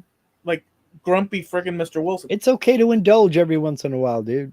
Dude, I broke out of that cage and I went and did that, and I saw, I blinded by the You light, saw the light. You saw the hallelujah. He saw the light. dude. Life It is was, better with butter and syrup. dude, and the topping, the what you call the gravy sauce or whatnot. Oh, Mm. with the chunks of freaking sausage, my friend. Yep. I must. And I don't know why I'm saying it like this, but it's. I feel that moment last night because I was so. I'm like, no, no, no, Released no. from bondage. Yeah, and the eggs, dude, and the whole thing, and it was like, dude, I actually when I finished, I thought to myself, in quiet alone, now I'm satisfied. This is what we fight for. I swear to you, I was on about that, dude, and I, I I realized how, yeah, I don't know what it is, Eloy, and you're gonna freak because I 100% agree with you on this. Linda knows, and she's here. She'll attest to it. Can I get an amen? She knows that if she makes me waffles, she can have anything she wants. She can have the key to anything. I'll bust out the gold card. Everything. She can have any damn thing she wants. If she makes me waffles, I'm a waffles are happy guy. good. I'm a happy guy. No, it's the fact that she made me waffles. It's You a know, beautiful thing. it is. I mean, there's nothing better. I mean, I could buy Eggo and put them in the freezer and drop one in the toaster. Not the same. Not on your life. Not on your life. But if I go cruising through to go to the bathroom or something like that, and I see the waffle irons out there on the counter, I'm 5 years old. Oh boy. Oh boy. Waffles for dinner tonight. And It's I'm just amazing. real disappointed when I find out that she just had it on the counter because she needed to reach something that was behind the waffle iron. So, what can I I say? like I like breakfast meals at Uh-huh. any time of day. Yep. Absolutely. Honestly, 100%. 100%. Couple yeah. strips of bacon. So, yeah, this is a new thing for us. She made crumpets. What are crumpets? I had never had a crumpet. It looks similar to an English muffin, but that's where all the similarity ends. You know how you cut open a an English muffin, and you got all the little holes and stuff that you can load up with butter. Yeah. Imagine that on the outside. Mm. It's a batter that you mix up, and you buy crumpet rings. I ordered her a set of crumpet rings, and well, I don't know. Maybe she could bring one in, and I could show you a crumpet. But it's a little tin, a stainless steel ring that sits down in a skillet, and you melt some butter in the skillet. You put this batter in, and you cook it on one side, and the bubbles rise. So the bottom kind of looks like a pancake, and the top kind of looks like the inside of an English muffin. Gotcha. And they're Do they usually cover it? nope. It just bakes right there in the skillet. So you have to wait till the top. Yep. And then you take it out, flip it over. Oh, okay. But by that time, all the bubbles have formed on one side. Oh, Then okay. you put them in the fridge, have them the next day, drop one in the toaster, toast it up. I just put butter, but they put jam, they put honey, they put any of that other kind of I damn, that sounds good. Ask and ye shall receive. They ask need to and be ye shall toasted. receive. That is a crumpet. Oh, nice. You drop these into the toaster, heat them up, put butter on that side, and oh my God, are they good? Well, I think crumpets is a nice way to end. Yeah. And she just brought me crumpets. I mean, she can have anything she wants. Can you add maple to them? Because they are. Yeah, you could put maple syrup on them. You could put whatever you want. They have something over there called clotted cream. I'm not exactly sure what it is. To me, I think it's similar in texture to sour cream, but it's not sour. It's just cream, and then they put jam on top as well, and just eat it with tea. Um, I'm a Philistine. I have it with coffee. So there. Before we go, I just to wrap it because I know that I'm not gonna remember nor even care to repeat it next time. Maybe yes, but can I just say the one bit that I was gonna say before, and it's not. I'm not gonna go into it, but I'm just gonna say I found on the Library of Congress website a calendar slash Mhm. map from 1961, Uh, and 1961. I'm sorry, 1861. Oh, okay. So that's the year I was born. 1860, 100 years before you were born, Uh-huh. and it was published in New York, Hmm. and Lincoln had just been elected, Hmm. and it gives the stats of the votes across the country. Hmm. Florida had been made a state back in 45, roughly, Hmm. or 48, I forget now, but and it has a series of data points on the election and populations of the United States Hmm. that are pretty wild. Hmm. When was Oregon? Because it doesn't show up. Nope. It was still the Oregon Territory. It wasn't part of the United States. Oregon wasn't a state until 1869. On this map, it's Oregon Territory. Hmm. However, in the section that talks about population of the territories, Hmm. it says the following: Dakota Territory, Hmm. Nebraska, New Mexico, Utah, and Washington. Hmm. It says nothing else. I guess they are all included within Yeah. um, the Oregon Territory. Right. But none of them were states. Okay, so Dakota Hmm. had 4,839 people. And according to this map, printed in New York, Hmm. sold wherever else, and the company was Lloyd's New Political Chart of 1861. Okay. Dakota had 4,800 people. Nebraska had 28,000 people. Hmm. New Mexico 82,000. Utah 50,000, and Washington 11,000. So the total on the in the territory in 1861, according Hmm. to this map by Lloyd's, was 177,624 people in the In territories. in the Oregon Territory. That's right. Okay. In 1861. Okay. And I found it super freaking interesting. Hmm. And as a finisher or topper, Florida for that 1860 into 1861 election, Hmm. um the population of Florida total was 145,694. Hmm. So 145,000 in Florida um to 177,000 in the Oregon Territory. Yeah.